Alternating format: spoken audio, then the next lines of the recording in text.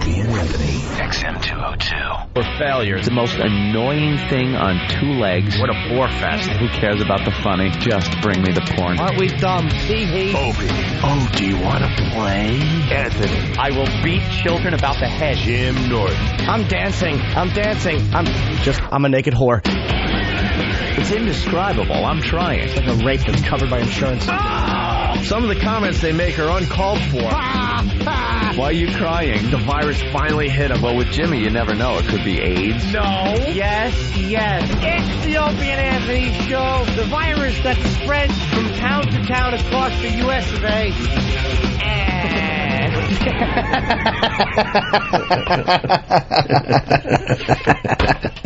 I hate you. But enough of this palaver. Let's get the show on the road.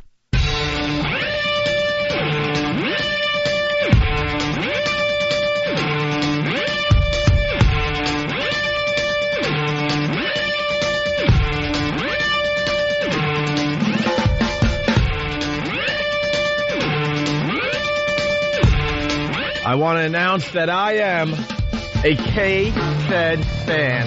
Wow. Camp K-Fed. You're on his team. He's turned me. I guess you watched the Super Bowl and saw his commercial. Yeah. That was the highlight for me. 12 hours of coverage. The highlight for me was the K-Fed commercial. Yeah. Camp K-Fed. I'm in his camp. Get me a T-shirt. Brittany stinks. K-Fed's the better father. You watch. K-Fed is going to have a career. K-Fed's career is going to blow up now because of that. And she's going to be in the gutter somewhere in another year. I hear she's doing a Vegas act. That's what she's up to. Yeah. She's honing herself to get back on stage and do some kind of Vegas thing. Yee.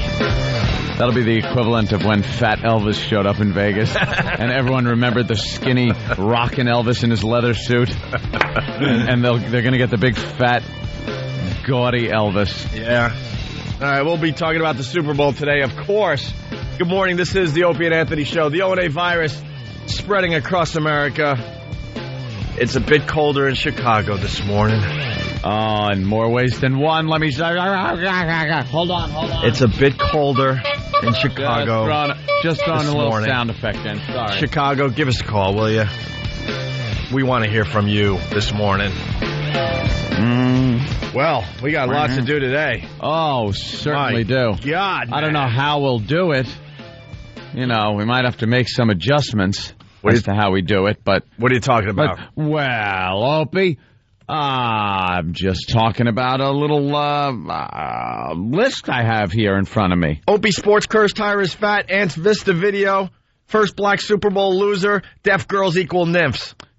We will get to all this stuff on today's Opie and Anthony Show. Yeah, it was supposed to stretch out for like 20 minutes. Oh, that part is supposed to stretch out for 20 minutes? I would assume. Oh, boy. The first 30 minutes of the show should be... Yeah. Holy aggravated. I love it. By the way, clear your calendar. You'll get your effing meeting on Wednesday. Me and Opie, Wednesday meeting. Wednesday, yeah, okay. Yeah. Yeah, there's a lot of panicky Pete's around the Opie and Anthony Show. Holy mother of God. It's kind of strange. How do we say this? Well, we're on regular radio, and we're also on XM satellite radio at the same time. Mm. The bosses at XM satellite radio love us. We can't do no wrong over there. That's great. Some research came out. I don't know what I'm allowed to say, but beyond happy. Yeah, the latest research at XM, as far as the Opie and Anthony Show goes, they are beyond happy. Apparently, they did a lot of research that had to do with people's satisfaction with listening, how they react to certain aspects of the show, like when we mention products and things like that, if they go out and actually, buy the products. Just listening habits of the program. And then here on our FM station in New York City, our flagship station, if you will, we get a little list. And here's the problem. XM did a survey that they did, I think, 3 days ago. So it's the current information. Mm-hmm. And, regular radio, Free FM here in New York, I would bet a lot of money they didn't do any research. Steve had to go, I guess it was Friday? Yeah. Friday, and meet with our program director here in New York City, John Manelli. And we knew he was going, so we sent him a little list of our own of things that we kind of need here to succeed, and things that we're curious that we don't see around this station. Just, normal things that any radio station would do. One example was the fact that we would like to see what happened to the radio station like Van and the guy that would go out with all the WOW stickers and T-shirts. And, when you have a place like New York City, one of the major hubs of the free world. There's usually something going on here in the city, right? Pretty much the center of Rome. Yeah. This is Rome. Like there's always some event going on in this city that van could pull up to and just start handing out stickers and T-shirts by the hundreds at a clip. Jersey, go to Long Island, go to all the surrounding areas of the city and hand these out. It's exposure. It's slap it on the car. It's put a T-shirt on. Whatever it takes. Sweatshirt. Anything. Well, we wanted to ask him about things like that. We took about 4 years off from regular radio.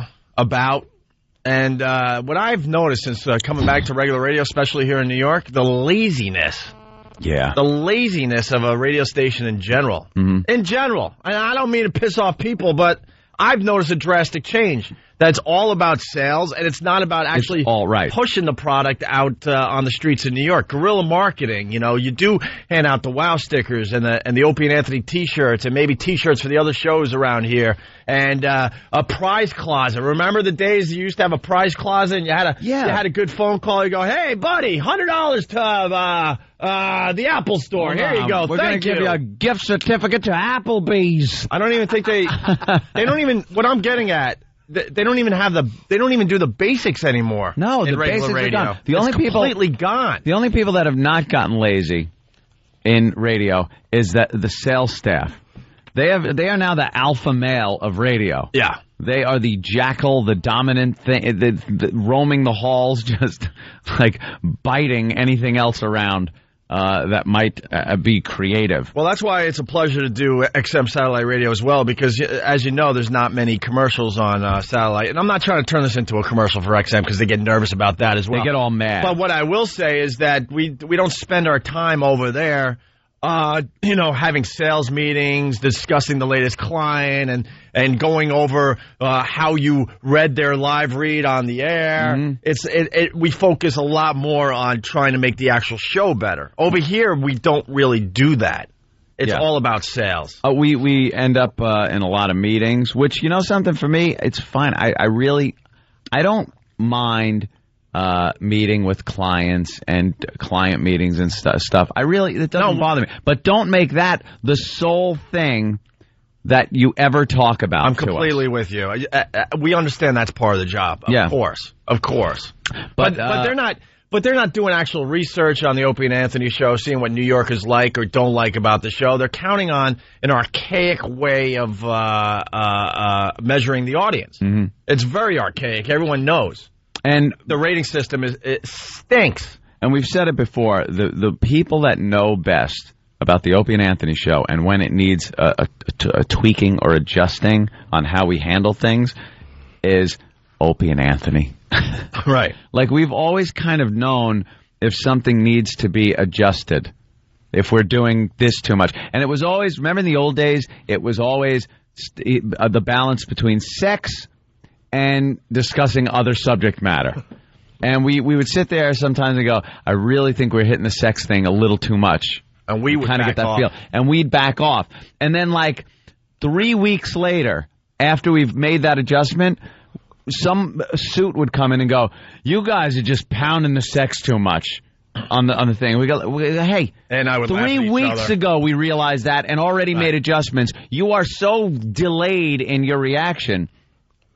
So that brings us to this Today's weekend with Steve's meeting with John Manelli and today's list of Opie and Anthony show. Here's the headline. Ways to improve the program. Ways to improve the program. Yeah. And then in little brackets, what are those called? Parentheses. Yeah. Suggestions by Free FM program director John Manelli. Okay. And it's his suggestions on how to make the show better. This is a collection of micromanagement that I just want to burn. This isn't ways to help the show.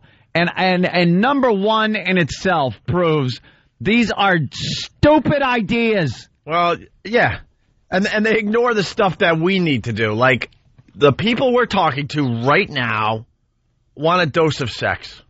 Of course they do. They want Who doesn't? sex talk.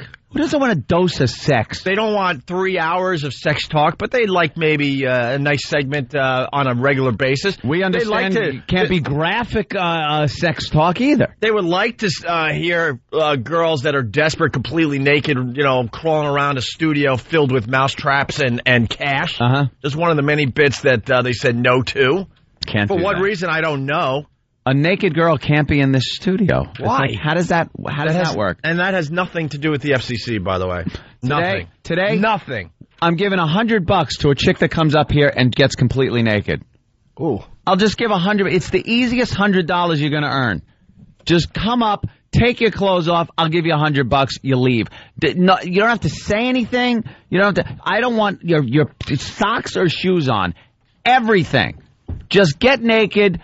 I'll give you $100. You leave. There you go. That's the offer for today. I'll give an extra 100 if you haven't trimmed up. Very good. That'll be solely judged on. Extra 100 for that. But just for the fact, I want to make a point. I want to show that, yes, a nude girl can be in the studio without everyone losing their friggin' minds and licenses and getting violations and everything else, because there is no FCC rule against having a nude girl in the studio. It's company policy, and I want to flush that one down the goddamn toilet. There you go. Couldn't say the word faggot for a while. I'm like, boy, that's real smart. You want an edgy talk show, and you're handcuffing your host by making sure they don't say the word faggot and the N-word. God forbid we say the N-word. The big N-word that everyone knows what it is now. Walk up to a black guy, by the way, and go, "Hey, you effing N-word." You will get punched in the face just as if you use the word, because now that has become the word. That's right. That's become the word. That's right. You could have just called it spatula. You could have said, we're changing the N-word to spatula. And then just call them spatulas, and you'd get punched in the face. And they would all be calling each other, "Yo, my spatula." It doesn't. Don't people understand? You've made it into the word. The new word for that is the N-word. Don't you understand it? We're gonna need electroshock treatment for the entire country. We got to erase that word from everyone's brains. That's the only way that stuff works, you dummies. A lobotomy. A lobotomy, sure. I'd hate to be called a spatula lover. Wouldn't you? Oh, you spatula lover. We're going to all be walking around with that C-scar around our temple to get the N-word out of our brains. Bloody baboons, you cut out his brain. You damn dirty spatulas. So these are some of the suggestions. Oh, wait a minute. Does that take care? Yes, number 6. Let me check that off. Jesus Christ. I thought we were supposed to do the Anthony impressions, though. That could be misinterpreted. Number 6 on the list, more Anthony impressions. So Jimmy and I are in a panic. We're like, how do you do them? So I'm a Nazi and I'm paranoid of my neighbors. That's good. Right? And I can't load Vista because I'm a dummy. Hey, okay. I'm trying to do Anthony impressions. Jimmy, your turn. It says more Anthony impressions. It says 6 more Anthony impressions. Now, I would be led to believe that would be he wants me to do more impressions, but no. It says more Anthony impressions, so it means Jimmy and Opie and whoever else wants to. You have to do more impressions of me. All right, here's one. Jews, boo, boo. I don't think I've ever said that. Anyway, go ahead. Number 1 is probably my favorite. Oh, yeah. And I guess that's why it's number 1. Can I set this up by saying that I've been doing radio since I was 18. Mm-hmm. Okay. And now that I'm in my early 30s, it's been a long time. I've forgotten that bit until I hear Jimmy chuckle at you. What? You've almost got me sold. What happened? All right, go ahead. Read number one. And listen to the one. laughter out there in radio land. Now, this is serious. I know it is. This isn't a joke. I know it is. This is a real list that was put together on how to improve this show. At the reading number one, I finally realized we're in deep trouble. Yep. We are in deep trouble. Let me the micromanaging of the Opie and Anthony show. Let me fill you in on this, too. We are not a micromanaged program. No. We never have been. We've taken management that tries to micromanage us and just blown them off as useless. Right. So don't even try this stuff on us. Don't base our show and what we need to do on other people's shows either. That really annoys the crap out of me. All right, get to number one. Number one. Try broadcasting the show from a more intimate setting. Example, a smaller studio. Opie appears to be on a stage in the current environment. Ant and Jim may feel left out. Now, they want us to do this show from that little box studio down the hallway to give it a more intimate setting. Because Opie appears to be on stage. Let me fill you in on the first days of the Opie and Anthony show from BAB. Yeah? Opie has always been behind the board. He works the board. He's always been on what you want to refer to as a stage. I refer to it as the guy that works the board and the show. I was always at some kind of peripheral mic. Are you calling me a board op? That's what I said. I wanted to put that down as a note in A. Hey, E-Rock, could you dim their lights, please? Yeah, please. Just dim their lights and keep put me on the the spotlights really, really bright on Opie, and I want to be in complete darkness. That's it. Now we're talking. Opie's all lit up, and me and Jimmy are in pitch blackness. You guys are in the shadows where you belong. Oh, my God. God, I've been waiting for this day. It has always been. I know this is radio, but there's one light left in the studio, and it's shining bright on me. Jimmy, are you over there? I feel left out. It's always been Opie runs the show, and I have been on a peripheral microphone adding in what I do, doing what I do. And slowly it built up into the role that I have on the program.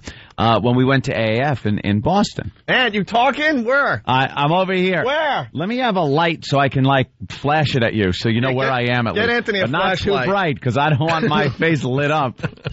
Parrish thought we'd take you off stage. See, are you going to do a show tune? This is just proving, this is me on a stage. The other way, that's you on a stage. When the studio's lit up normally and we're in like a triangle formation. Oh, there you are. There you go. Hey, I've lit a lighter in front of me. Free as a bird, yeah. You cannot change. I have a lighter. All right. Jimmy's got a Hey, hi, I Jimmy. Have a flashlight. Hi. Jim, tell ghost stories. Put it up to your chin. I'm scared. Oh, sorry you don't have one. I know. I got to put it to my chin. It's just my forehead. like that pyramid in Vegas. That is the stupidest thing I've ever heard. And I've heard a bunch of doozies in my career. Do you think we want to move to that small studio down the hall? For what reason? Give me the reason. More intimate setting? How about we're allowed to do some things we want to do that needs a big studio? Yeah. How about you let us do that? That seems to be a more a viable way of entertaining the listener than putting us in a smaller place. By the way, think about it. What? Smaller studio, more gooder? Mm-hmm. Smaller studio, more gooder. Ooh, where's the closet? Where's the littler studio? Maybe just production. No, right there. Right behind us. You want to do it from a closet? Well, that little water closet. Right. We'll so the smaller the room, the better the show will be. Ooh. Is that what he was getting at? I guess. Wait a minute.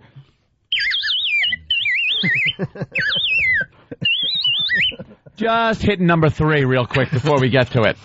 Just let me hit number 3. All right. Daddy Potter!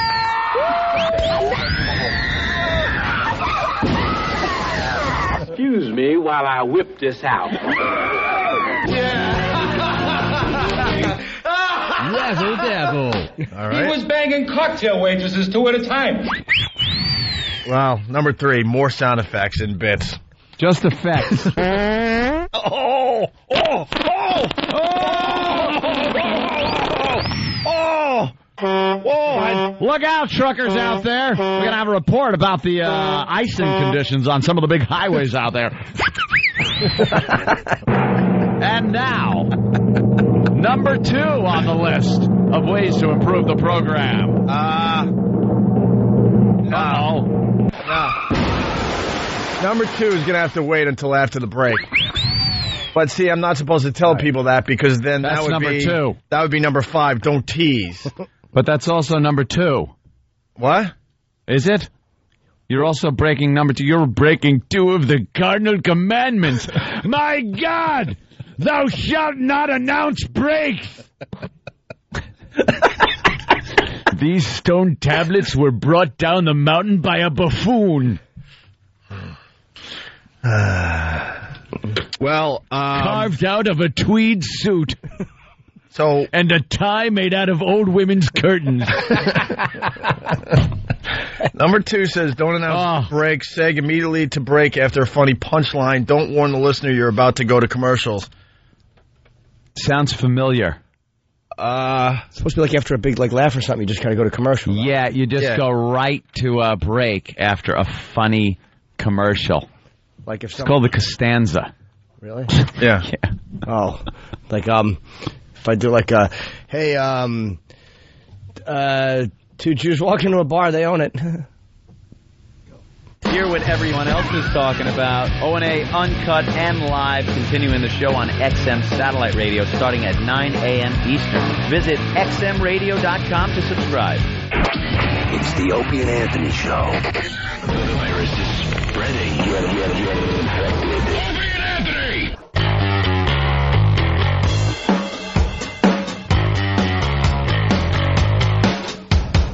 And we're back with the Opie and Anthony Show. Yeah. The O&A virus spreading across America. We're taking one of John Minnelli's suggestions to heart, and we are now broadcasting from a very, very small room. Very small studio because number 1 on his list, of course, he gave us a list of things, ways to improve the program.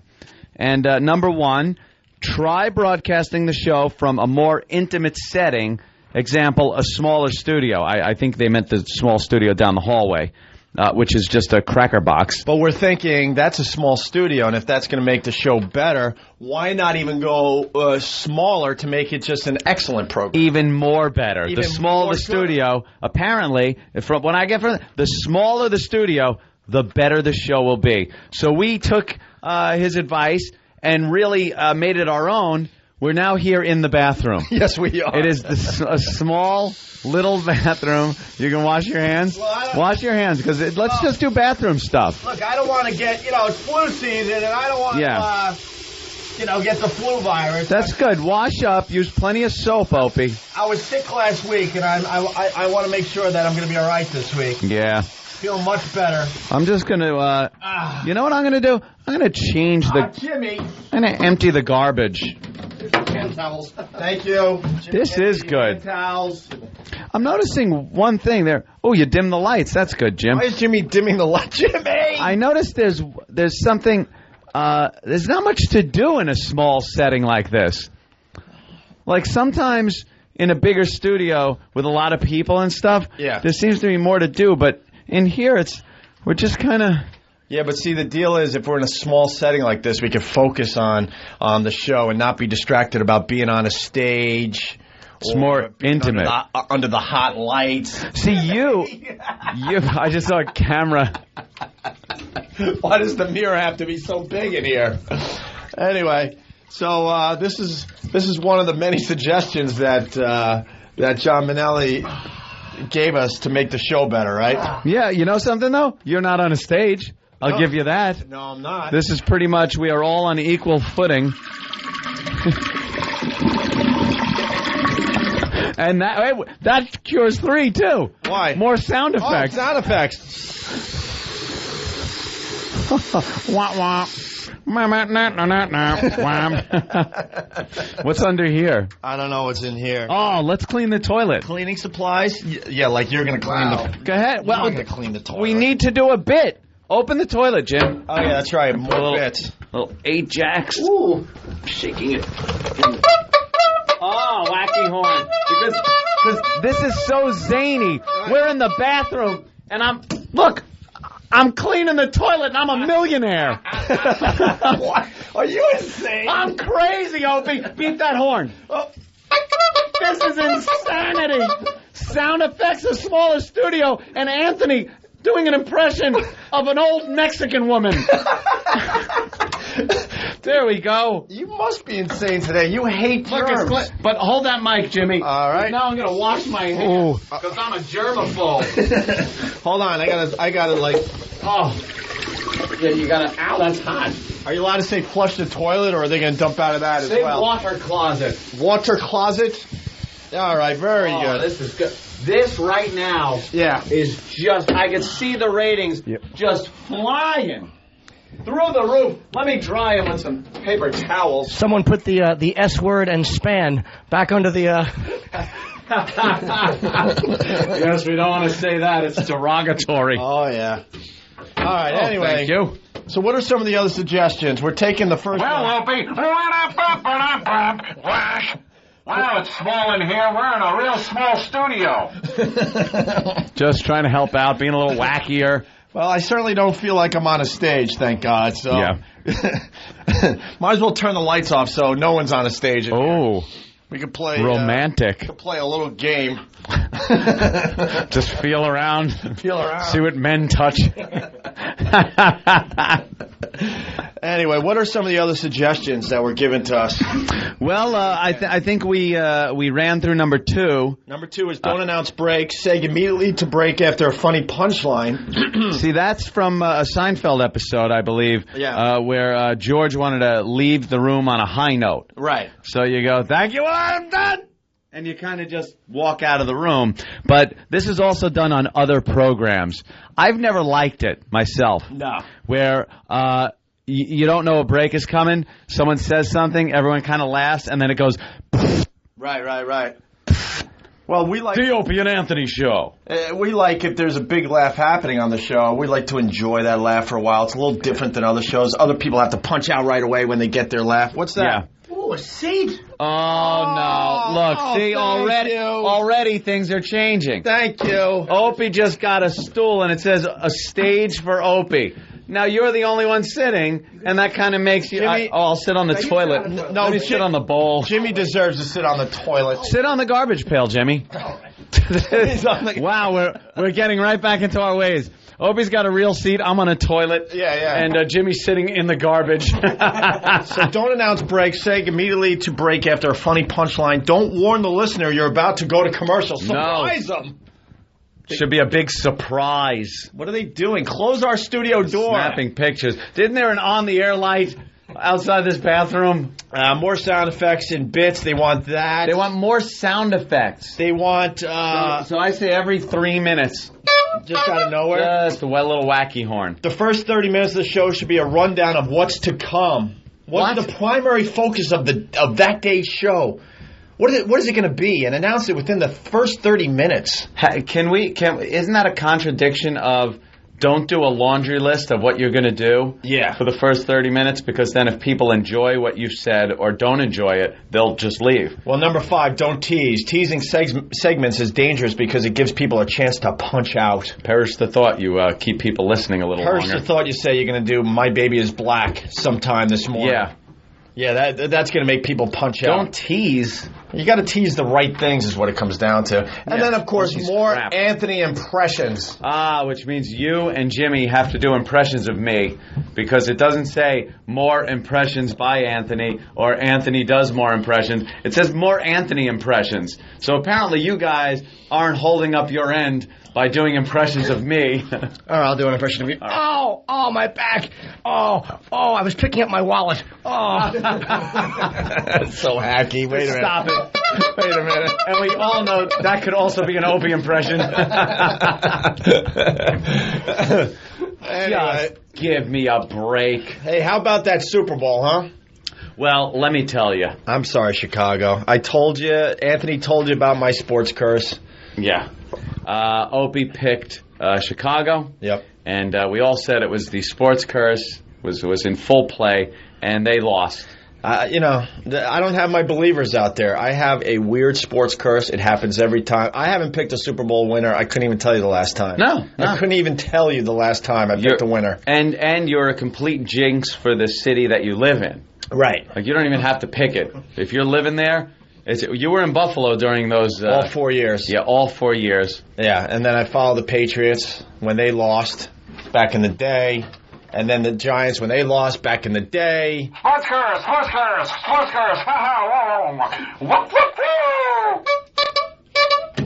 Sound effects. Oh, man, who's touched this? Oh, wash your hands again.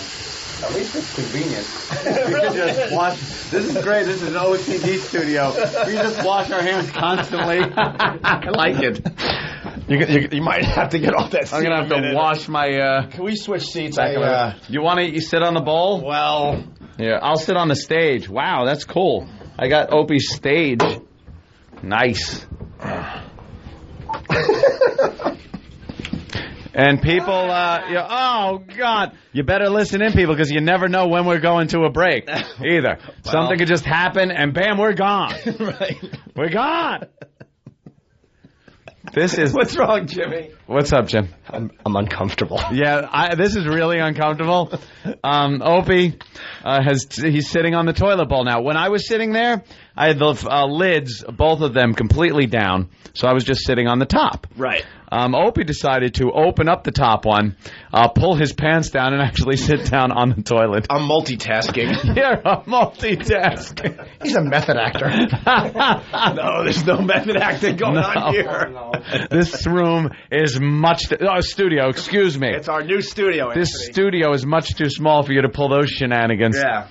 If you want to do that kind of business, I suggest you go into the big studio and do it in your old chair on the stage. Let's see. So everyone's talking about the Super Bowl today. Yeah. And we talked about my sports curse, which is really, really true. It happens every time. We're doing a sports break now. We're going to be taking phone calls from Chicago. How are we going to take calls in here?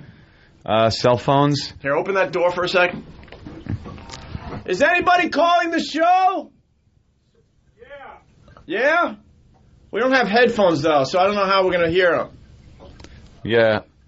I'll just tell you what they're saying. What are they saying, I'll Dan? just tell you what. Dan is back where I usually sit on the stage. Wow. Let's see. Somebody wants to talk about Tyra. Tyra, okay. If somebody thinks you shouldn't change a thing about the show. Okay. That must be Eric Logan from XM Satellite Radio. There seems to be a conflict. One of the companies we work for love us, and the other company doesn't know what the hell is the problem. Yeah.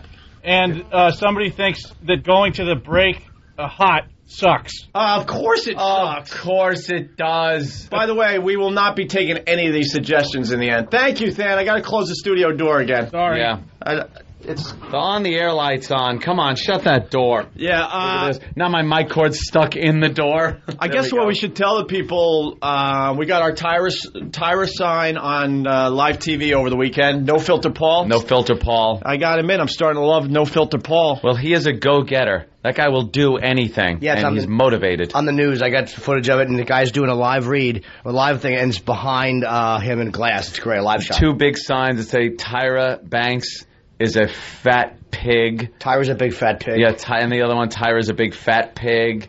Well, we just thought she was so self-important, like, going over that bad photo that was taken of her while she was on Distracted, vacation. sorry. And she spent her whole show last week discussing the photo and how she's not fat, but if she was that fat, she'd be okay with it. And we decided that, the world needs to know that Tyra is indeed a fat pig. So No Yeah. Filter Paul got it on, boy, did he get it on Channel 2? or Channel 4, One or of the big Channel networks. 7. Yeah, I'm talking about the big networks here in New York City. Anything? What was it on? I think it was like a Staten Island weather station. It was some awful station. But the video is up on opieandanthony.com, whackbag.com, break.com, YouTube. Just type in Tyra is a big fat pig, and you'll see it for yourself. And I'm hearing rumors that there's a sign outside her studio in California. One of the pests out west. Got a sign outside the studio she does her show from. POWs. Well, I had offered $500 if anybody could get a sign and prove to me that she sees a sign saying Tyra is a fat pig. Yeah, she's got to see it. She has to see it, yeah. Because we want the disappointment on her face. And speaking of video, hold on a minute. Can you open the door? How much time do we have left in this break? Approximately 5 minutes. 5 more minutes. All right, close the door. Don't mention the B word. Yeah. Yeah. Now people are going to expect it in 5 minutes. Oh, yeah, that's right. Don't strain. You'll hurt yourself. That's how Elvis went. Speaking of videos, our own Anthony Cumia is an internet video star today. Who knew? You know, when I threw that video up. A lot of controversy, and it's spreading all over the internet. This is one of those things. Yeah, it's one of those things that really hit a nerve. I was having trouble loading up Vista, installing Vista on my computer. Yeah, wash up. And could you give me the Lysol? Yeah, you got it. Thank you. Hold on. There we go. Everything is very close and located.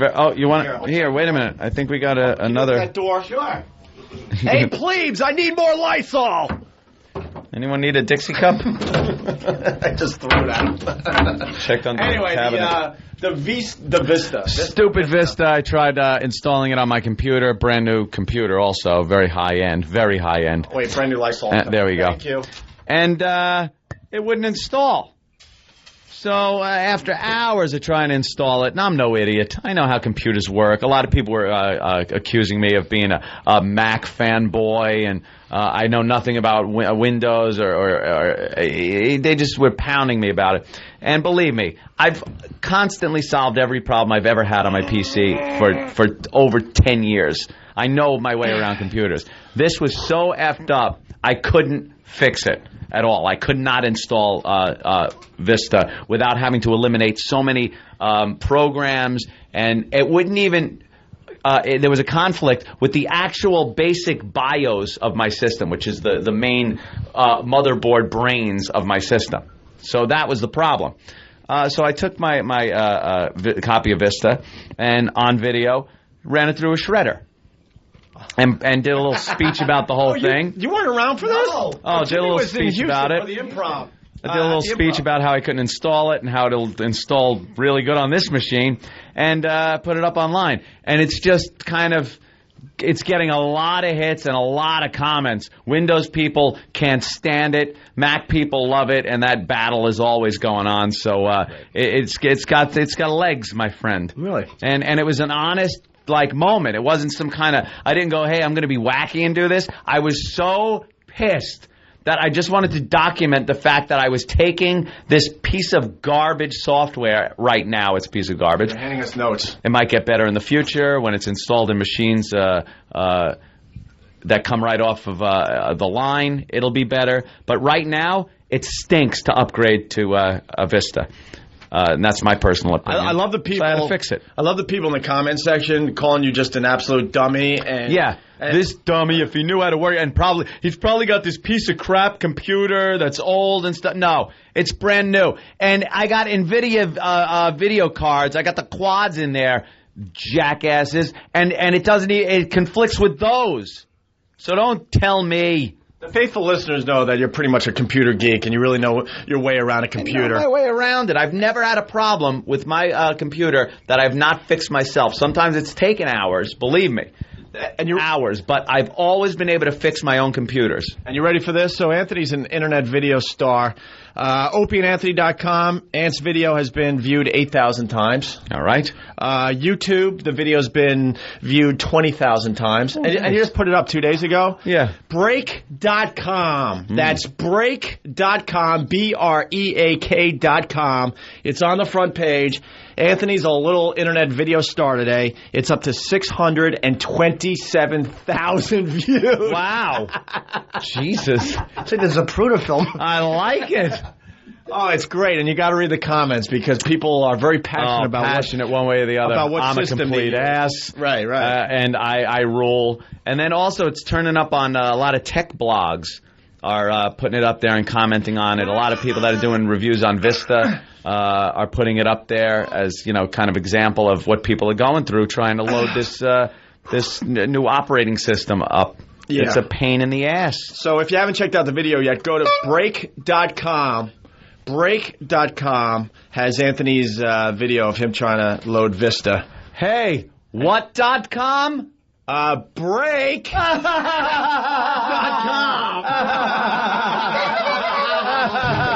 It's the Opie and Anthony Show. The Opie and Anthony virus. We're back with the Opie and Anthony Show. The ONA virus spreading across America. Everyone's talking about the Super Bowl today. Sorry, Chicago. Opie jinxed you. Yeah, the sports curse worked again. Again! It really is astounding how that works. You pick a team, they lose. It's just the way it happens. I gotta tell you, besides 2 plays, what a boring game. And people going, what? What a boring game. I know it sucks. These guys spend their whole lives dreaming about going to the Super Bowl, working their asses off all year to be in the Super Bowl. It's finally there. It's finally here, I should say. And it's a rainbow.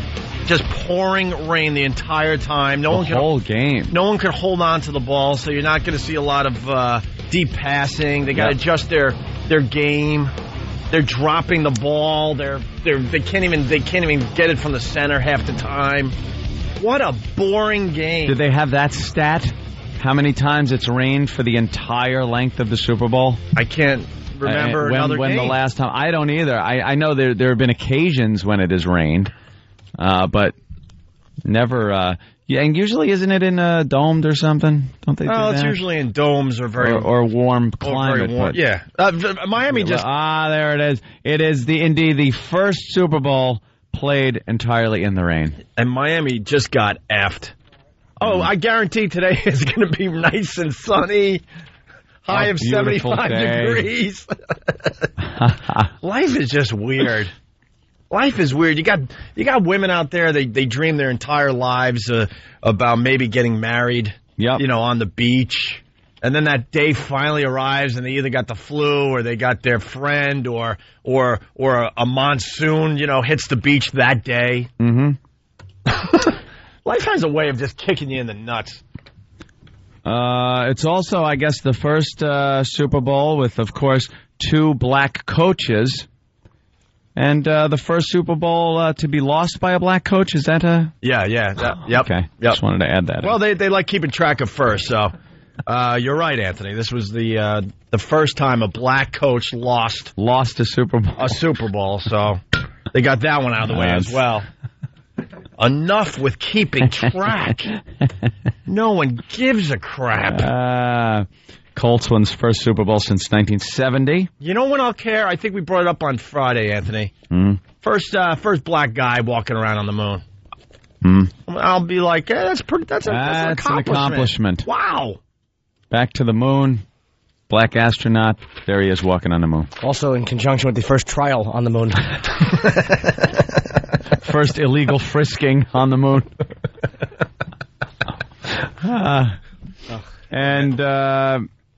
This kind of brought up another discussion in the office this morning. We actually do discuss things during what is supposed to be the show prep portion of it. We don't just paw through a couple of newspapers, sit there and sneeze at each other. Well, they kind of looked at us one day preparing for the show, and based that and their on comment was very scary how they prepare for the show. This is how we've been preparing for the show ever since we got together 12 some odd years ago. Because we don't do it like a Z100 or your morning zoo does it, where there's 18,000 people running around like maniacs, giving you the hackiest crap you could get your hands on. Writing scripts and getting top 10 lists together. Writing scripts for a bit, so whatever his name is, the mailman, or whatever his name is, the milkman, or whatever his name is, the weatherman, can come in and do a wacky bit. And don't forget about Stunt Boy. Stunt boys doing stuff. How about the fact that we show prep 24 hours a day? It's called life. And then we drag our sorrows and miseries and occasional happiness into this place and spill it out. How about that's what people have been listening to since we started the show? It's infuriating. Wednesday. We're meeting Wednesday. And you asked for it. They wanted this meeting. Oh, why doesn't Anthony meet? Why doesn't he ever want to meet? You want a meeting? You got it. And believe me, I'd love to do it before Wednesday, but I'm busy. What are you busy doing? Anything else but meeting with them. This should be your only priority. Believe me, I got other things to do. It's called show prep. I'm show prepping Monday and Tuesday. I can't fit it in. You know, we're having fun with this, but I'm not going to lie to you. Some of the suggestions, downright scary. Annoying, downright scary. and insulting. We've been doing radio a very long time, and I'll say it again. It's working just great as far as XM goes. We're not making major changes with this radio show. This is what it is. Mm-hmm. And by the time we get here to do our show, we get in about an hour before we crack the mics. That hour is getting our heads together, going through the papers, making sure nothing crazy happened overnight, discussing some of the things we've seen since the last show, making sure we have the audio clips and this and that. And then we come in here well prepared. But from the second we get off the air, we're already thinking about and gathering stuff for the next day's show. Right. So follow us around a whole day then. We're actually not. Very scary. But anyway, the black coach winning the Super Bowl. Then. Yeah, black coach winning a Super Bowl, and they made a big deal out of this whole thing. It's been one of the biggest issues they've talked about is that there was two black coaches in the Super Bowl. And they're kind of just freaking out about this whole thing. And it got me thinking. Call me crazy. I just saw two football coaches. Two coaches. I really did. Yeah, just really, two football coaches. But they really wanted to point it out that, oh my God, this is the first time in history. So are we to be led to believe that we can go from that and then to the next presidential election and we'll have a black president? Like everyone's going, what do you think Obama's chances are being elected president? People are stunned and amazed and quoting stats and have to point out the fact that we have two black coaches in the Super Bowl. So let's go from that to President of the United States of America. Do you think America's ready? Do you really think we could go from that to... I think maybe a couple of things in between. Yeah. I think maybe a few steps in between coaches for the Super Bowl and the President of the United States might kind of help a transition. There will be a black astronaut walking around on the moon before we get a black president. And, well, there should be.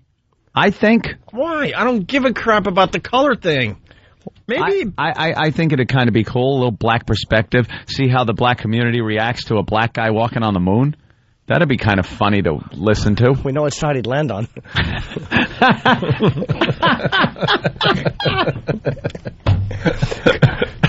Yeah, let's wake him up with a little Pink Floyd this morning in the lunar module. Two black coaches, and at first Super Bowl it rained through the whole thing. Any coincidence? I think not. God was crying. Maybe God's a football fan. Don't get any ideas. The bright side is ours.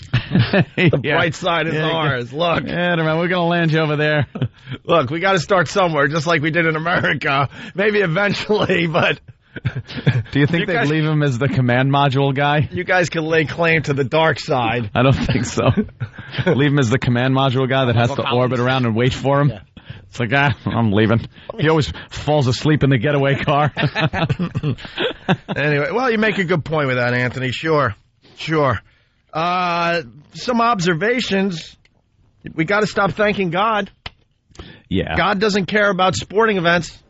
When you look at the past week's events, in the world. Yeah. I don't think you should thank God for winning the Super Bowl. No. I think he should have had his hands full. Perhaps you should thank God because maybe he was paying a little too much attention on the Super Bowl that a 1-ton explosive went off in Iraq and killed hundreds, injured hundreds. Well, maybe that's a good way to look at it. Maybe he had a Super Bowl party and he was getting ready for the Super Bowl party. I think God was hosting a Super Bowl party. A little distracted.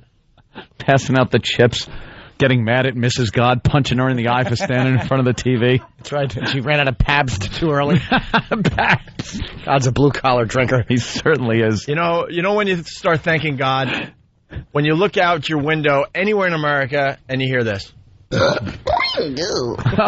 God. Yes, thank him for making things we can laugh at.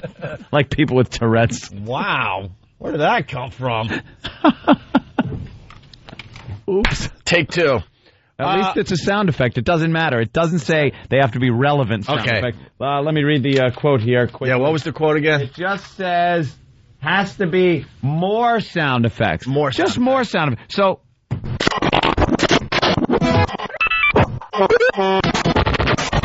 There you go. Covered for the hour. So what I want to say is, you know when we should start thanking God? When you could look out the window anywhere in America at any time and you hear this. What a dull day on the world. Anywhere in Iraq, you look out the window. Anywhere in Africa.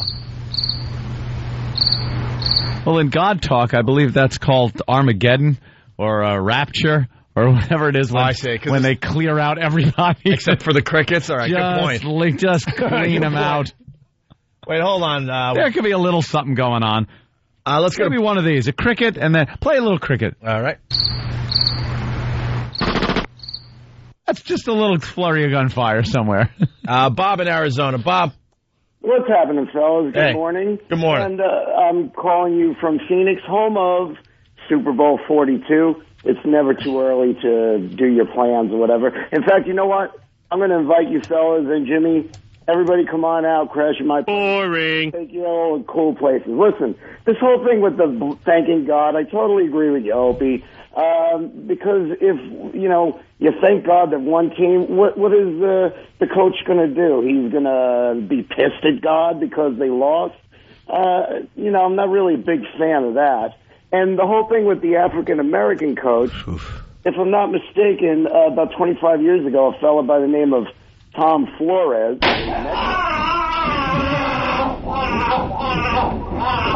I hope he wasn't mistaken. If I'm not mistaken, please be mistaken. Yeah, exactly. Yes. Mistaken is interesting. You're not mistaken. Well, tedious. We picked out two very interesting clips as they're thanking God yesterday after the Super Bowl. You got the Colts owner here giving his speech, talking about the storm and thanking God. Of course, the storm was the tornadoes that hit Florida. Just awful. Oh. I don't know how many people died, but a lot of people died and lost everything. Yeah, it was so one he of those acknowledges big, that. Twister-like tornadoes. He acknowledges that because, they're in Florida doing the Super Bowl here, and then has the worst segue ever. Finger of five. Thank you so much, Commissioner. I want to start off by saying that our thoughts and prayers are with the people in Central Florida after those tornadoes, and the Colts will participate in helping and partnershiping with that tragedy down there, and our prayers are with them tonight. We don't want to forget that. Now we're world champions. Wow. Jesus. Wow. Nice segue. Oh, my God. Sorry that you lost everything and you lost loved ones, but we're world champions! Yeah! God. That is a little awkward segue. I guess there's no easy way to do that, but man, wow. That was what they call turned on a dime. A danzition. A danzition, exactly. That was a danzition. Right. Thoughts and prayers go out to everybody. The tornadoes down there in Florida, just horrible. A lot of people, death, destruction. So thoughts and prayers out to everybody like that, huh? Hey, how about the Colts? Yeah. Big winners. by the way. Yeah, I'm trying. Another Anthony impression. I'm just doing impressions. Well, we need more Anthony impressions, so Thank there you you. go. All right. Well, what a horrendous segue. That couldn't have been worse if he said it standing on the rubble of a trailer. No kidding, man. And then he thanks God. It's like, are you kidding me? So God was responsible for that. Thank you, God, for ignoring the tornadoes and maybe making the tornadoes touch down in an area where no one was living. Yeah. Are you turning that up? Is it? No, it's not doing anything. It's still just what happened? One. I guess the headphones are broken. Oh, really? Box. I'm only getting one side of my headphones, and I'm not getting the other side. A box, which is okay. Just plug it back into there. I'm a professional. I'll rise above it. Ooh. All right. That's what they say anyway. That's all right. All right, he's plugging it back in. All right, so, here's the Colts owner again. So, the drastic segue, and then he gets to thank God. You ready over there? This isn't too distracting. No, I know. Sorry.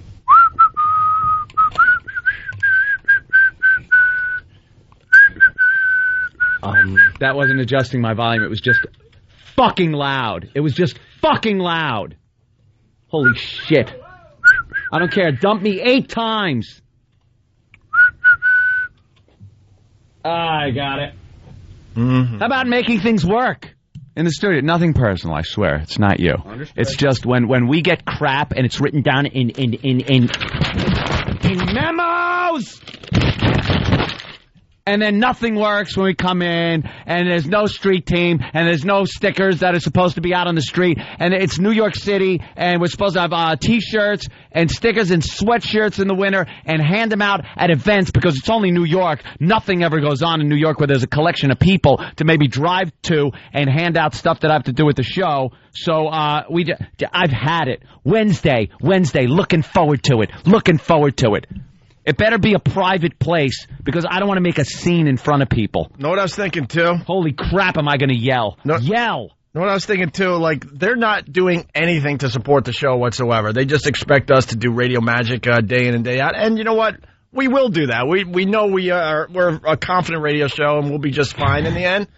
But I was thinking as I was watching the Super Bowl yesterday, how many times did they go local to promote their stupid local news team? The news team. How about you throw us one lousy 15-second nugget? Nothing. And give us the 15-second Opie and Anthony commercial while all of New York's watching the Super Bowl. We work for the same company. And they're like, what could think of that? And I'm so sick of getting the emails and the phone calls. Well, what could we do to help you? Why don't you do the obvious? Yeah, there are the simple things that, had worked. Why don't you do the obvious? We have an Opie and Anthony TV commercial. You got like a 95% share of TVs watching this stupid effing game. Enough about the local CBS News team. You couldn't use 15 seconds of that to promote the show.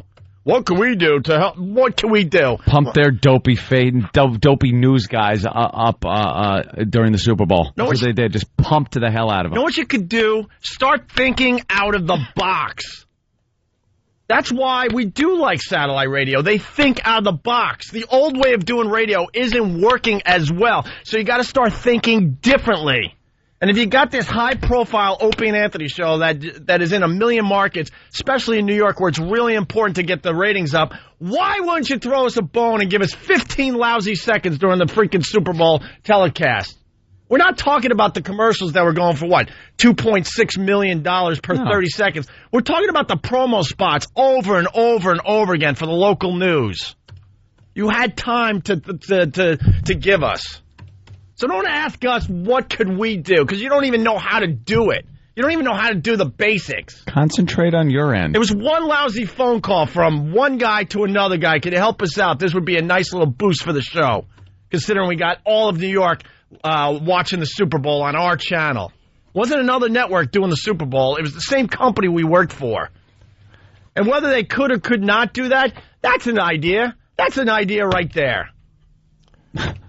Dopes. That would have been good in Chicago, too. Bunch of dopes. Yeah. Might have helped. Huh? That would have been good in Chicago, too.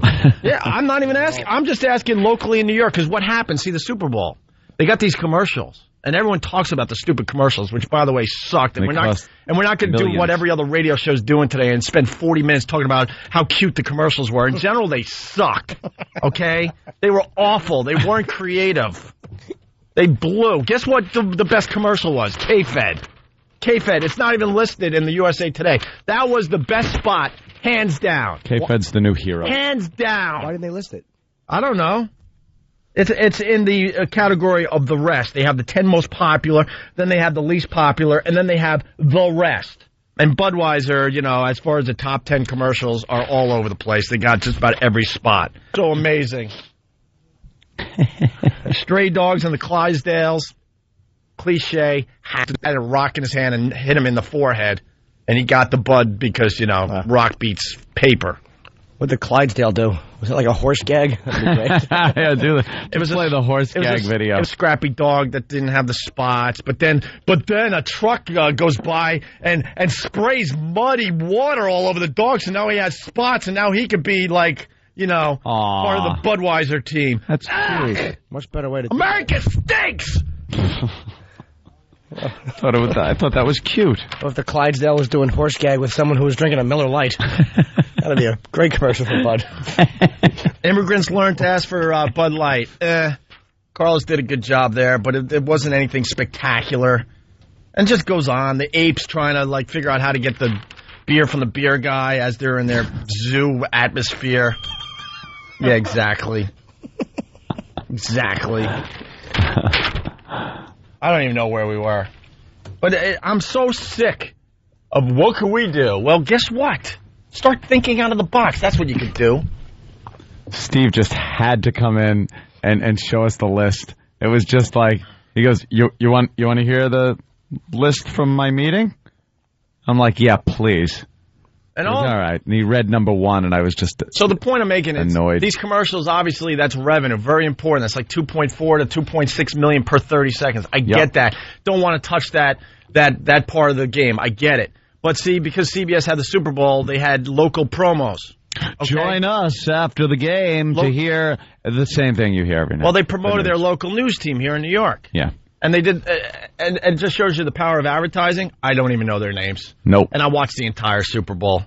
But if you get like, a quick 15-second Opie and Anthony spot, wow, that would really help the show. And guess what? You're not taking money away from the company. No. You're just using the airtime to promote your stuff.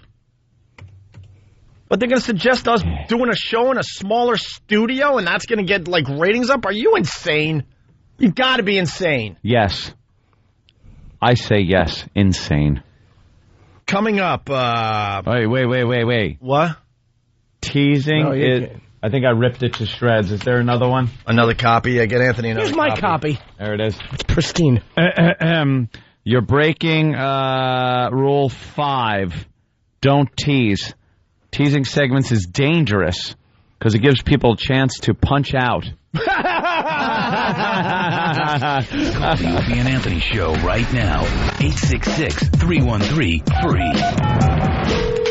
Oh, and hey, who's this? It's Opie and Anthony! What do you got for the show? Nothing! So, why'd you call? Salami! If you have a point that's relevant to the topic at hand, call the Opie and Anthony Show at 866-313-FREE. Hello? It's the Opie and Anthony Show. The virus is spreading. Get infected. Opie and Anthony. XM202. Here we go. Coming up on the Opie and Anthony Show. No. What? No. What happened? Stop teasing. Oh, I did it again! You can't tease. So I can't tease the fact that E-Rock is getting a Brazilian wax job today. We'll explain a little later. Can't tease that? That would be stupid to tease something like that, right? No teasing. That would be really dumb, right? Against the rules. Also, Anthony has put up a bounty. Yes. I got a bounty. Looking for a naked woman? I got $100. Just to You don't even. Here's the catch. Just to show the company and the FCC that nothing's going to happen if there's a naked woman in the studio in the year 2007. There is a catch to this, ladies. You don't have to do anything. That's the catch. You don't have to do anything. We don't even have to put you on mic. You come in, you remove all your clothes, and then you put your clothes back on and you leave. That's it. That'll earn you $100. That's a prize. That's all there is to it. I don't want to hear from her. I don't want to nothing. Just do it. There you go. How dangerous. Oh my God! The place is bursting into flames. Holy Jesus. How will we recover? We're gonna lose the license. What are you? You're gonna lose the license. The license. You're like some kind of a crazy person. Do you know what that'll do? So we talked about the Super Bowl commercials, and someone on the line goes, "Hey, what about the Snickers commercial?" Ugh. What was it?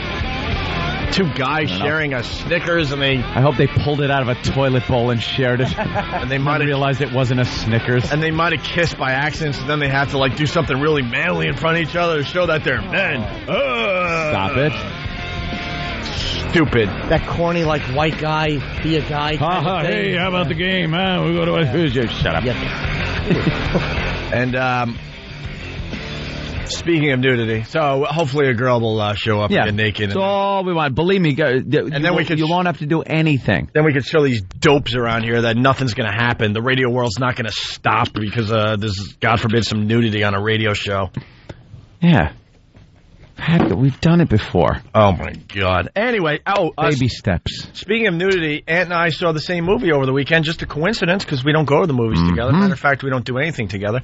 But we still do a fun radio show. Hey. Because it's logistics, my friend. Because we love doing a radio show together. Yes. What was the movie? I went and saw the 11:30 a.m. Ooh. I don't know. It was just one of those cold... Wait, that was the That was the showing I saw. What?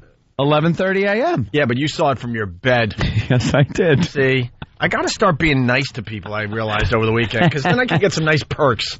People are... Ixnay on the Irks pay. I am the stupidest man alive because, there are people that want to love me. Yeah. And want to give me things, and I just crush their dreams and smash things in front of their face. Which is fun and stuff, but then I go home very lonely. Which is fun and stuff. It's all fun crushing people's dreams and spirits. But then I go home lonely. And then I have to listen to Anthony talk about all this great stuff he gets from the listeners. I don't like bootleg movies and I don't stuff. like material things. I like the conveniences that they can offer. It's a wonderful thing. We give entertainment to them. They give us certain conveniences. See, this is what happens. Because I smash things in front of people... Saturday at 11:30 in the morning, I have to leave my apartment. It's like 10 degrees outside to go see Babel. Babel. Academy Award nominated Babel, starring who's in that? Brad Pitt. No, Brad Pitt. It's an ensemble. Whatever. And Anthony, because he's nice to the listeners and actually treats them like human beings, he also saw Babel. At about the same time I did. Yeah, my theater was showing it at 11:35. But did he have to bundle up for the cold weather here in New York City? Did he have to put on a bunch of layers and some gloves and a hat and a scarf? And I was at a great theater that offered the chance to pause the movie when I had to use the restroom. What? Yeah, and I could get stuff to eat that wasn't at the concession stand. And they also offered sexual favors. It was a wonderful theater. Yeah? It's called My House. Your bedroom. That's right. Note to self. That's where I want to see movies. Got to be nicer. That's where I want to see movies. Look, I'm writing it down. I'm crazy. Be nicer. Write that down. Be nicer to listeners. I think it's funny that you said I like to crush people's dreams, and that's fun and all. But the message you got was completely wrong. It's not wrong to crush their dreams. It's like I know I crush their dreams, but as a result, I don't get any free swag. No, see, this is the logic in this head. I still will crush people's dreams, but there's got to be a way to do it so I still get free stuff. Well, that's something you're going to have to work out. That's quite the problem. So we went and saw Babel. The movie's too long. It's Oscar nominations like crazy, and I gotta tell you, man, it's an all right movie. It was when it was over, I just went, yeah, that was a movie. Brad Pitt's acting stinks. He's terrible. When is Hollywood going to realize that he was just a pretty face and he's older now, so that doesn't even help his career? He is one of the worst actors in Hollywood. He stinks. And they were saying that his performance in this is his best performance ever delivered in any movie he's ever done. Don't leave. You can't leave. If you leave, I will kill you. I will kill you if you leave. Don't leave. Wow, that was just... wait a minute. Wait, I swear to you, I thought Roland got Brad Pitt for us, and it was a surprise, and I was going to turn around, and he was there when you just delivered those lines. It sounded just like him. Thank you. And I'm not even more impersonations. Not even going to explain why he said that, because who cares? It was just that he said it like that. If you leave, I will kill you. You can't leave. Don't you leave. Don't you leave me here. He's awful. I've hated him. Wasn't he in that movie like California where he played like a serial killer or something like that? I think he's just terrible. He's stunk. His whole career he's stunk. He's been in some great movies too. He was good in Fight Club. I'll give him that. I didn't see that. You got a line from that? No. Let's fight. No. Tyler Durden? I want to do the unexpected, so I say no. Oh. Give me one more from Babel. Trying to think what else he said. Well, just give me that one. Help! Help! Somebody help! He does these impersonations. I swear, you would think it was the real people. I'm going to tease a joke. Here's a little joke about the movie Babel. Why would I want to go see that when I could just talk to my girlfriend about her day? Oh, I got a line from Fight Club. I got a line from Fight Club. Yeah. First rule of Fight Club: don't tease bits going into break. He does these impersonations. I swear, you would think it was the real people. But anyway, so Babel. It's kind of three stories. Yeah. Kind of intertwined by some common denominator. One taking place in Morocco with Brad Pitt. Another one taking place in Southern California and Mexico with some big fat Mexican woman and Brad Pitt's kids. Kind of shows that no matter where you live, we're all kind of in this human experience together, man. It's one of those pieces. And another one taking place in Japan. I saw it more as it was somebody making a bad decision and how it affected so many people with its little ripple on humanity. Yeah. But it was a bad decision was made by somebody, and it was a cause and effect kind of movie. And for some reason, they had to intertwine the stories a little bit to give it that, we're all on one planet kind of a thing, no matter how far apart we are. What about the times you make... Because they pretty much thirded the world. Right. They put the world in thirds. Yeah. And even though the world is huge, they were kind of tied in somehow. But what about the times you do something and it makes a very, very good thing happen? And it's a good thing. It's a good Or sometimes a bad thing makes a good thing happen. Yeah, exactly. That wasn't what Babel was about. Exactly. Not the Babel. I'll tell you a situation where a bad thing turned out to be a really good thing for me personally. Oh? Yeah. Maybe not for you out there that hate me, but my dad married his high school sweetheart. Uh-huh. And she died Jiminy very early at 26 years old. Holy jeez. Maybe 27. And that's the only reason I'm on this planet. The Colts! Come on, everyone. God bless. That's why I thought Babel sucked. Wow. Because there are horrific things that happen that turn into good things for certain people, like myself, and the, how many more? 5 brothers and sisters that came after me. None of us would be here if my dad didn't go through a horrific tragedy. Wow. Wouldn't it be weird, though, if we could reverse time and see what would have happened, and if she never died, he would have had 4 kids, like one president and one who cured cancer? Yeah. Instead... You're making it sound like this is so great. Yeah. Instead, it worked out that... One Dr. Pepper addict and a lunatic who says filthy things on the radio. Dr. Pepper addict. My brother, yeah. Enough with the soda, you idiot. It's rot your stomach. Pepper. See, my brother drinks soda all day. I thought it was one of these art pieces. Yeah. It was one of these things the Academy loves, but I found it to be a little long. One good thing, though, there was one. Me and Opie were on the phone last night discussing the movie, doing a little movie recap. See, this is what John and the rest of the gang over here don't see. And I show prepping when we're not here. On the phone. Keeping in touch with each other and yapping seeing about what the we want to movie. talk about on Monday. And we both decided that we needed to talk about the Japanese deaf schoolgirl nymph from Babel. The only reason to see Babel. Yeah. The second half of the movie, she's pretty much naked the whole time. Yeah. Walking around, showing everything. Once she decides to go that route, she really kind of gives it her all. But she's deaf. She can't at all. You know, just sign language and stuff. And I guess she's very self-conscious of this, and she's got deaf friends and all. But some girl told her, you know, she's angry all the time or sad all the time because she has never had sex. And it really seems she took that to heart. No kidding. And she wanted to be No happy. kidding. She wanted to be happy so badly, but she had so much, you know, bad things happen in her life. I won't get into that. People want to see the movie. That she kind of went off and just figured, maybe if I have some sex with a guy, I'll be happy. This is what I learned. If you're deaf, you become promiscuous. Very, very promiscuous. Promiscuous. Or promiscuous. And you get very bold with your moves. Yeah.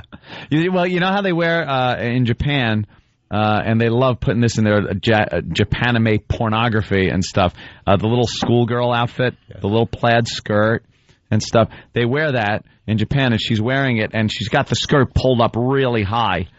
And she decides to give these guys at some little, like, I don't know, place that they meet, place that kids would meet after school, kind of a place, give them a show. So she removes her undergarment from under the skirt, and she's sitting in a booth at the edge of the booth, and the guys start looking over, and she slowly just turns toward them, and they show everything in the movie. That's sexy. It was kind of like, whoa. She started leaving the house on a daily basis. on a daily basis. And She's leaving. The dentist scene was great. And then that didn't work, so then she had to get her teeth cleaned. This deaf mute. Getting her teeth cleaned? This horny deaf mute. So the dentist... With no undergarments in a Catholic schoolgirl skirt. This isn't ruining storyline at all, and believe me, you'll just be excited to see the movie if I describe it like this. The dentist is working on her teeth, and he's getting real close to her mouth, and she slowly lifts her head and licks the dentist's mouth. Licks the dentist's mouth, and he kind of like backs away and goes back to work, and she licks his mouth again, and he asks, "What are you doing?" And she grabs his rubber-gloved hand and just smacks it right down. Wow. Just grabs his hand and just places his hand on a place and then squeezes his hand. She thought that there might... I'm trying to clean this for radio. Oh, I think they know. Yeah, I'm filling up. I am filling up. If you watch this, it's really like hot in this twisted way. And then she's got to apparently her husband, her father, is somehow involved in what happened in Morocco with Brad Pitt through some kind of a weapons trade thing that happened, and the police want to talk to him. And this girl has a hots for this young cop that came over, so she invites him over, and he's kind of talking to her. She leaves the room and walks slowly back into the room, completely naked. With her little Japanese body. Ooh. And at that point in the movie, I went, got some popcorn stuck. I'm not. I need some water. I am almost full from that dentist scene description. The dentist scene was like really cool. The stupid stick in the mud dentist. And then she was like naked for like 10, 15 straight minutes. She just was naked. But the detective. Very uncomfortable at the end, too, when she was still naked. On a balcony. Yeah. But it was... when Daddy came home to make everything right. Make everything all better. But her being, like, naked, the dentist thing was, because she's just laying in there, and she's got the little skirt on, and obviously she had removed anything else. Mm-hmm. So when she grabbed the dentist's hand and did that, she kind of let out like this. She was very, very... excited about the whole situation. Right. Very pleased with everything. And kind of her facial expression and a little sound that she made let the audience know how happy she was about this. And the dentist was so horrified that he just made a leave. He goes, get out of here, get out of here. So she kept just getting this rejection over and over again. And that's like part of her misery, but it all stems from something that I won't get into. It's funny 'cause I went to the dentist recently. Yeah, I knew that was an option. Apparently it is. Don't take the sexiness Take out the of this. sexy out of it. No. That was whenever they kept coming back to the Japanese part of the movie, I was like, okay, perk up. All right. I'll watch now. Right. I could give a crap how bad a shape Brad Pitt's wife is in. Who gives a crap about the dirty Mexicans? The Mexicans Get and back the to kids. the horny deaf mute, will ya? Drunk Mexicans lopping off chicken heads. Right. You can't leave. Don't leave. I will kill you if you leave. He does these impersonations. I swear, you would think it was the real people. By the way, if we're being fair here, Eric, well, I'll let Eric and Queen say it. I agree with this. Eric, go ahead. Yeah, how you guys doing today? Hey.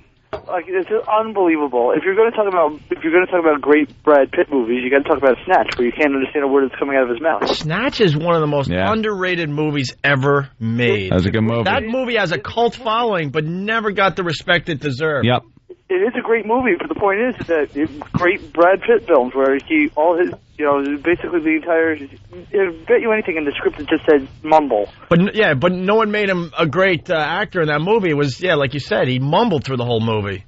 Exactly. Yeah, they had the option on the DVD where you could have just subtitles when Brad Pitt talks. That made him a great actor. Yeah, because you can't understand anything he says, so you could have that on when you're watching the movie to see exactly what he's saying. Yeah, Brad, we need you to mumble. But Snatch is a great movie, Eric. You're right. Thank you. We got to move on. Man, that's why I want to move on, and they hung up. No. Some guy saying that he used to live next to a deaf mute, and she was a hoa. The mic was off. I used to listen I used to have a deaf family that lived next door to me, and they had a daughter, and apparently she went to the same high school I did, and apparently she was a goer too. So is there some validity to this whole thing? Yeah, there's something going on. If you're a deaf girl, maybe you just deaf girls, call in now, and we'll talk to you about it. If you're deaf, you have no confidence, so you have to give it up. That's what I think. You could be right, or you've just never heard the word whore. You don't know what it means. You don't know what it means. Right. You're not self-conscious because no one's calling you. Don't do that, or you're a slut. What? I can't hear you. I don't know what you said. All right. Yeah, that was a pretty good part of the movie. 12 Monkeys, Brad Pitt. What do you think? A little too over the top. I know he was playing a nut, but it was a little too over the top nutty. I love that movie, though. I'll watch that anytime it's on. Yeah. Love the 12 Monkeys. Hey, Bob. It's in the tooth, Bob. Yeah, in the tooth. That's a really good movie, too. Maybe it's his later movies then. Yeah. I think maybe he started off okay, and then, I don't know. California. It's good in that. I hated him in With that. a K, but You don't like that? Hated him in that. I hated him in 12 Monkeys. I hated him in 7. I thought I was watching the scene with him and Morgan Freeman and Kevin Spacey, and I'm like, you just don't belong. Morgan acted circles around Brad Pitt in 7. Yeah, sure did. Morgan Freeman kind of plays the same guy in every movie, though. Yes. But this was before he was playing. He's that soft-spoken kind of country kind of black guy that 7, just thinks everything. In 7, you didn't know that he was going to do the same delivery in every movie. It was new then. It was new then, for the most part. Doesn't matter what part he's playing, though. It's just that kind of, like Shawshank is a prime example of one of his performances. Spacey's great, and Kevin Spacey's a good actor. He was good in Glory, Morgan Freeman. When Yeah. he slaps Denzel Washington in the face. Yeah. It was hot. I think Kenny's on cold medicine. Look at him over there. Oh. Are you? Yeah. I got a cold from the plane. Nothing helps out a radio show than looking to Club Soda Kenny and watching him almost fall asleep with heavy eyelids. You know who he looks like? He looks like the Tin Man. The way his head is coming out of that shirt, he has a Tin Man face. If you could picture the Tin Man's face, that's what Kenny looks like. Did you see the email that Kenny sent? It was very nice and everything, because all our best to Bob Saget and his family, because Bob Saget lost his father. Yep.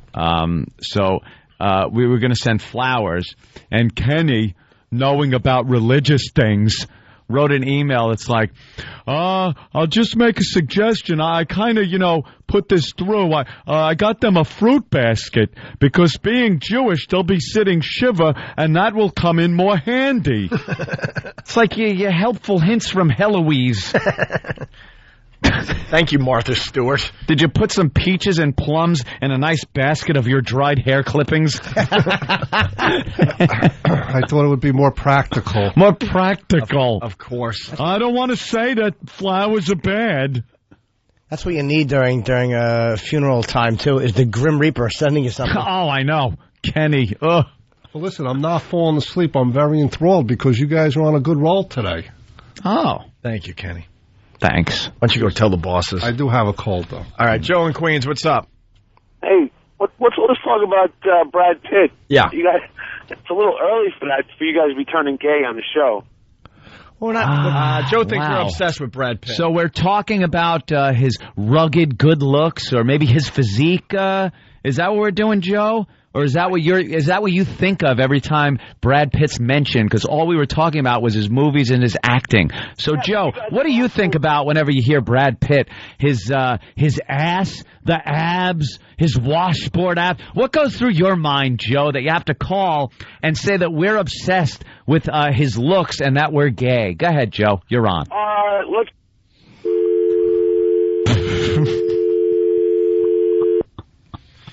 Coming up on the Opie and Anthony.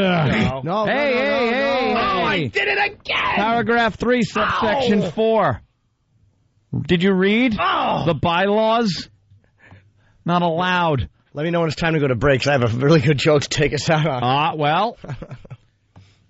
We don't want to announce that. I think if that time was to come, what would it sound like? I'd probably say something like, it's not that we don't like Brad Pitt, it's just that we don't like his parents, Arm and Peach. Talking about O&A Uncut and Live, continuing the show on XM Satellite Radio starting at 9 a.m. Eastern. Visit xmradio.com to subscribe.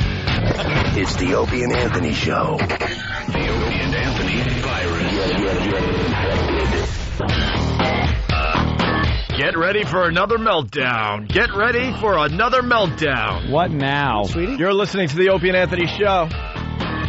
And Yes. I know it happened about 2 hours ago, but think about what you said about 2 hours ago.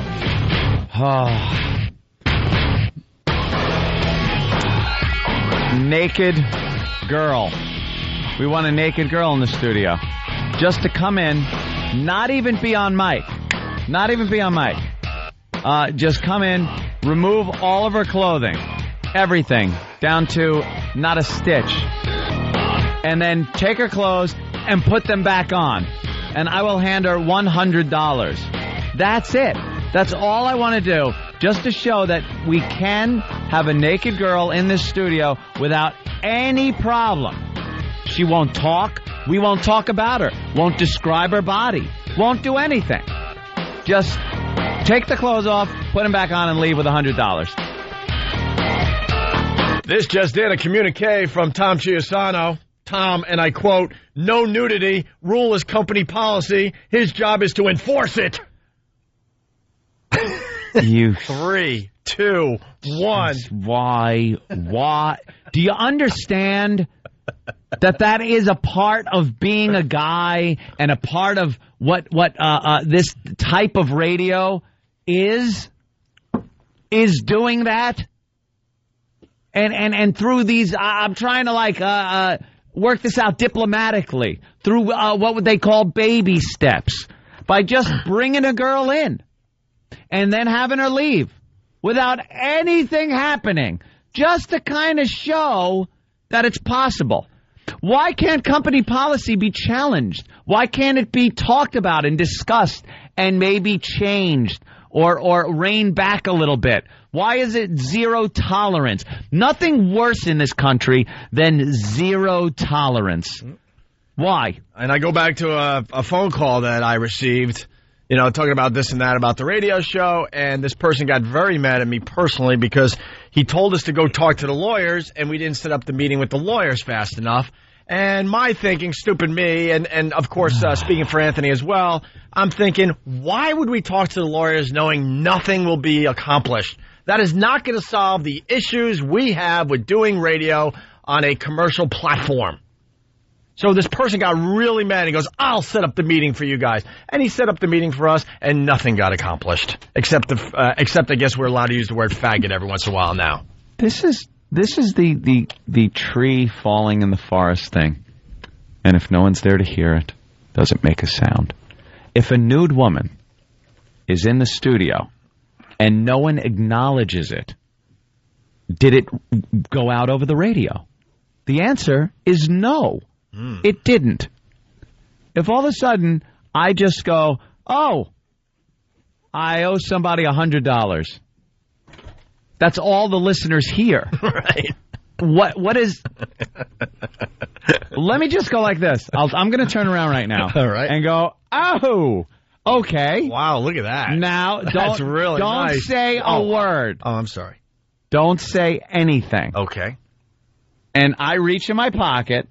I grab this $100. Why are you taking $100 out of your... What? Man, what are you doing? I go over here, and I don't have the 100 anymore. Let's just say... The $100 just disappeared. Let's just say I don't have the 100 anymore.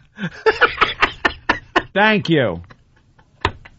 Now let's say I'm $100 poorer. Did that really hurt anything? You might want to turn around again. Huh? All right. Just a little extra for my money. But did that hurt anything? Did that bring down the station? Did that actually happen? Did it actually happen? Is another great thing to say right there. All right. I see where you're going. Is it tax deductible on my point? Can I now deduct $100 from my taxes? I see where you're going. Oh, we are going to be using our imaginations. Yeah, a little in the coming days. Could be. Maybe not. To show you how ridiculous this is. Did that hurt one thing? Did it lose a license? Is it going to get an FCC complaint? Did it happen? Did it happen? You decide. Nice. Jesus. Don't worry. Be happy. Lawyer schmoyers. Can you play the Steve clip? Oh, where is the Steve singing? The guys... Tom's chomping at the bit to come in, and there's nothing he could add. Bunch of comedians. He doesn't. I know Tom. He doesn't agree with the lawyer crap. Who, the bit fire extinguisher? Keep him in there. Would you give $100 for a nude man? You, Jimmy. All right, that would... Please, let me go to the ATM and get the max I can take out for the day. And time to use your imagination again. Turn around. What do you see? I said 1 for 100. Well, I'm not going to start shelling out. 1, All 2, right. 3, Hold on. 4. I know. Did I make it too easy?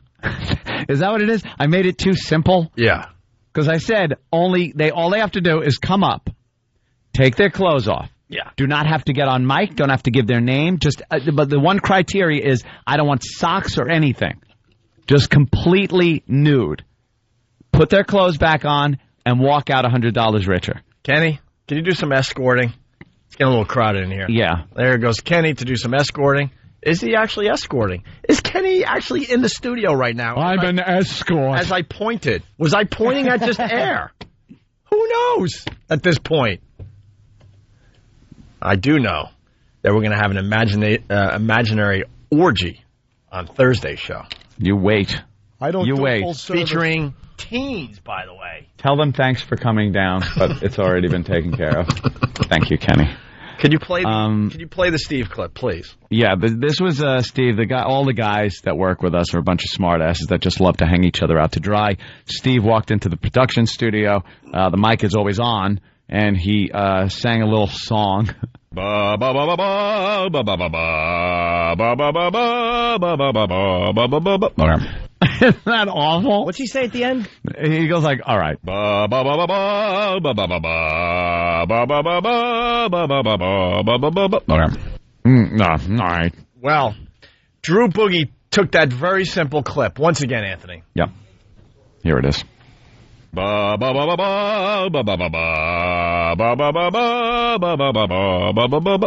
And Drew is set up in the corner over there. Turn around. You can see him over there, Anthony. He's all set up with his turntables, and he wants to try something with that clip. Yep.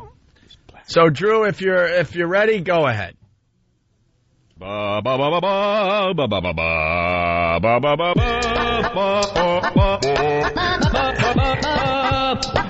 I love it.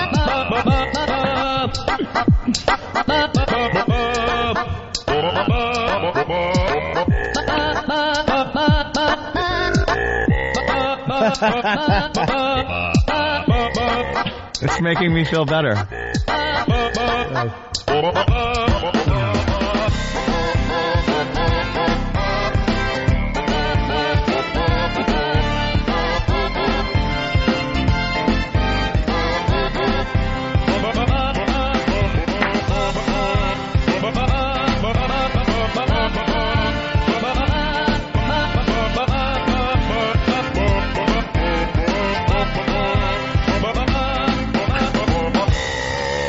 That's terrible. I'm sorry. I didn't hear the end there. That's terrible. I'm sorry. Wow, I think you have a hit. I think you have a hit. Good job, Drew, in the corner. Good job. I can't believe you pulled that off live, too. Who wants to hear it again? That'd be fantastic.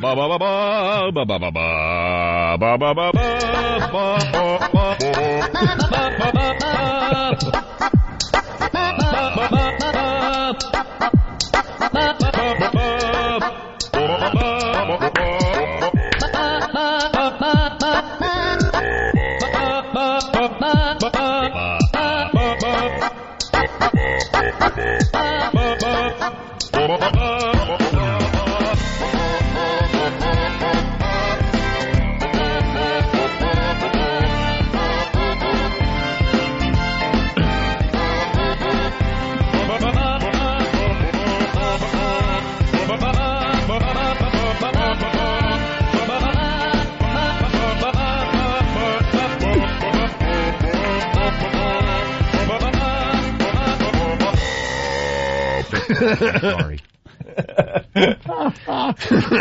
That's a hit. And again!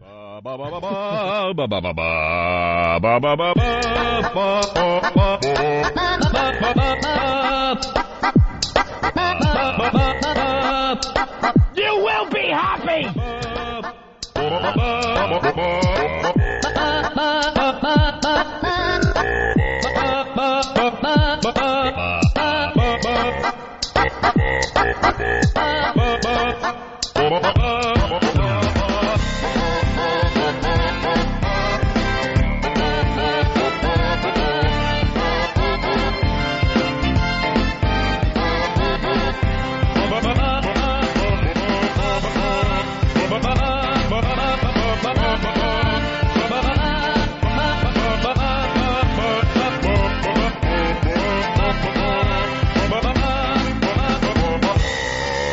That's terrible. I'm sorry.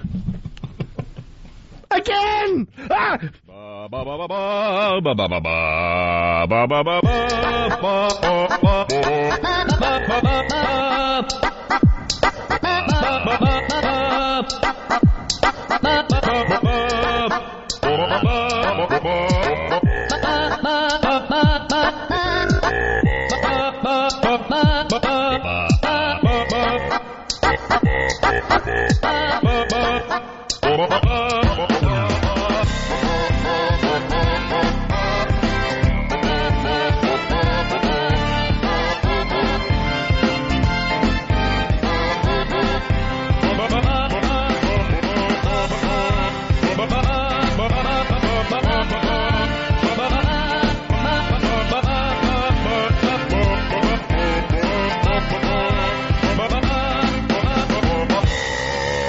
That's terrible. I'm sorry.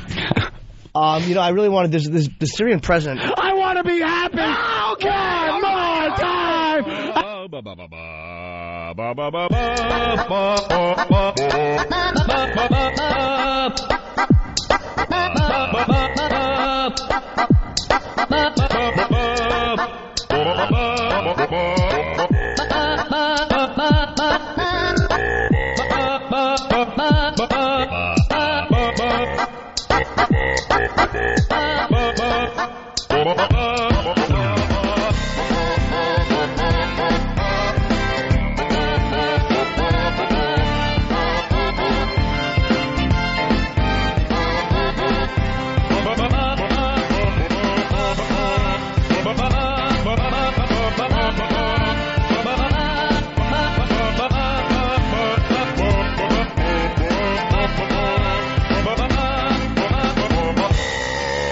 That's terrible. I'm sorry. By the way, that's going to be on opieandanthony.com in the very near future. What is? Huh? What is? This.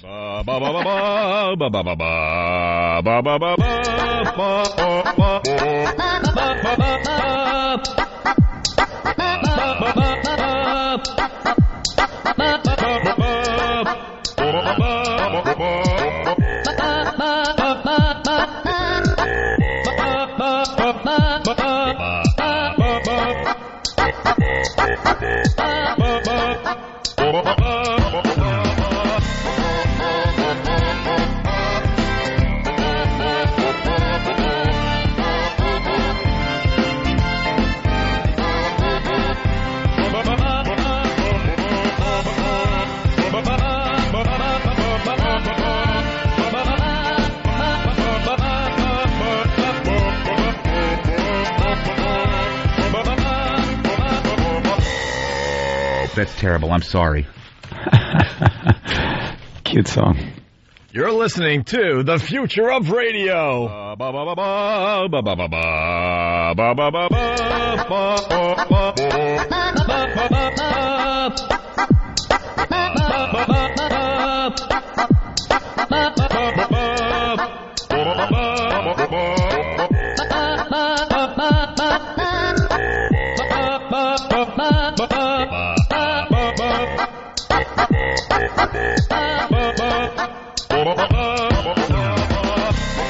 Dance, mother effer! Dance! I just want to be happy.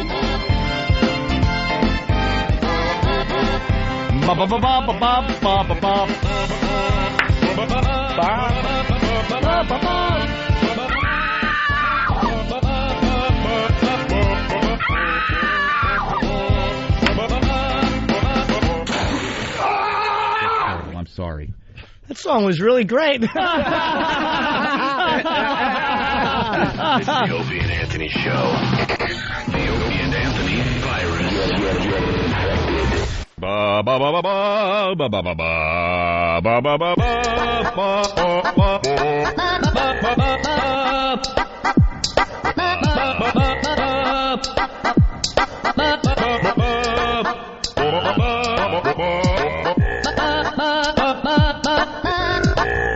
One more, but it's the last one.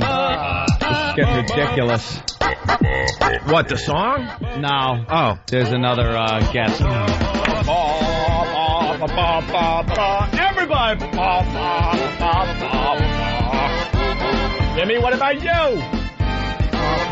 Look good at all? Does it at least look good? I'll pay for one more. Making deals with Kenny, sorry. Kenny's like the front man, the point man. I understand. We're back with the Opie and Anthony Show. The ONA virus spreading across America. Yeah, I see where you're going here, Anthony. Yes. I said I would give $100 to. I don't even remember kind of how I put it, but it was to a girl that came down, took all her clothes off, every stitch, didn't have to say anything or do anything. This is a first, pretty much, because we didn't demand anything of her except that. Put the clothes back on and leave. Because there's some kind of rule in place that says that we cannot have naked women in our studio. It's company policy. It's company policy. Yeah, company policy. Company policy. So I'm like, what is it going to hurt? So I figure we'll take the most innocent thing, because it's the radio. It's not television. So if she doesn't say anything, and I just hand her the $100, and we look at her. We don't even comment on it, what she looks like or anything when she's naked. And just leaves after she's done. Puts her clothes on and leaves. How is that hurting anything? How is that jeopardizing the license or an FCC fine or a violation or something? but for some reason they have a problem with it. But I already said it, so now girls have shown up. Some we sent away, but Kenny has told me there is something that maybe is worth another $100. Oh, really? Yeah. Oh, you better... Waiting outside. Well, not waiting outside anymore. You better turn around. All right. Don't say anything, anybody. If you blow this, I'll personally dump out and then punch somebody. All right. Just don't say anything. Can I just say nice? You could not say anything because I know you. Nice. Just, would you leave it alone? All right. And just pardon me. You better some get up. things take a little time. You better get up. And it's getting up. He's because it's radio. I got to explain. You're reaching into your pocket. It is taking its toll. All right. I don't want to know your name. I don't want to know where you came from. Just that too, right there. Yes. Just adhering to the rules that I put forward. It's a little detail, but it has to be everything. No, you can't say that, Kenny. Is Anthony talking to himself? You decide. That's good. All right. Now, put yourself back the way you were when you came into the studio. And thank you. Kenny, give her this and take her out into the green room when she's ready. And now back to the program. There you go. What did that do? Huh? Did that just blow up the station? Did that just revoke the license? There's nothing wrong with that. Guys, tell me what we could do to help you guys out. Let us do that. Guys, we want to help you. What could we do to make the show better? And slowly, perhaps. And why haven't you talked to the lawyers yet? Slowly, I don't know. They could give their name, or they could say hi. Or something. Slowly, I'm hoping this can turn into something that will show the people in charge that this isn't going to blow up the station. The answers are right in front of your face. Yeah. They really are. Right there. Time to start thinking out of the box. And dopes. What's considered nude technically? I mean, is like if somebody keeps a hat on. Nude? Yeah. Well... I don't even want to say it. Well, according to the newsstands, as long as you have a little not even a little, just a little minute dot. A dot. I call it a dot, not a pasty, like I can't even explain, like a hole puncher dot. I don't even want that. And then the woman is clothed officially, according to the newsstands. Let's hypothetically say, did you see something a few minutes ago? That is what I consider nude. Could have been talking about something on the internet or anything that I pointed to. Not anything live or anything. I noticed something. Not a plastic explosive or anything. Doctor's orders. I noticed something. Yeah, what? It's very cold in the studio today. Yeah, for how cold it is outside, maybe there should be a little more heat. Okay. So, Kenny, please turn up the heat. Notice that. Is Kenny actually walking to a thermostat? Of course he is. You decide. He's hair like the heat miser. He doesn't need to. Oh. Just rub his hands together. All right. It's 1 degree hotter in here. His hair bursts into flames, reaches combustion point. Guys, we really want to help you. What could we do? Great opportunity yesterday during the Super Bowl. I said it earlier.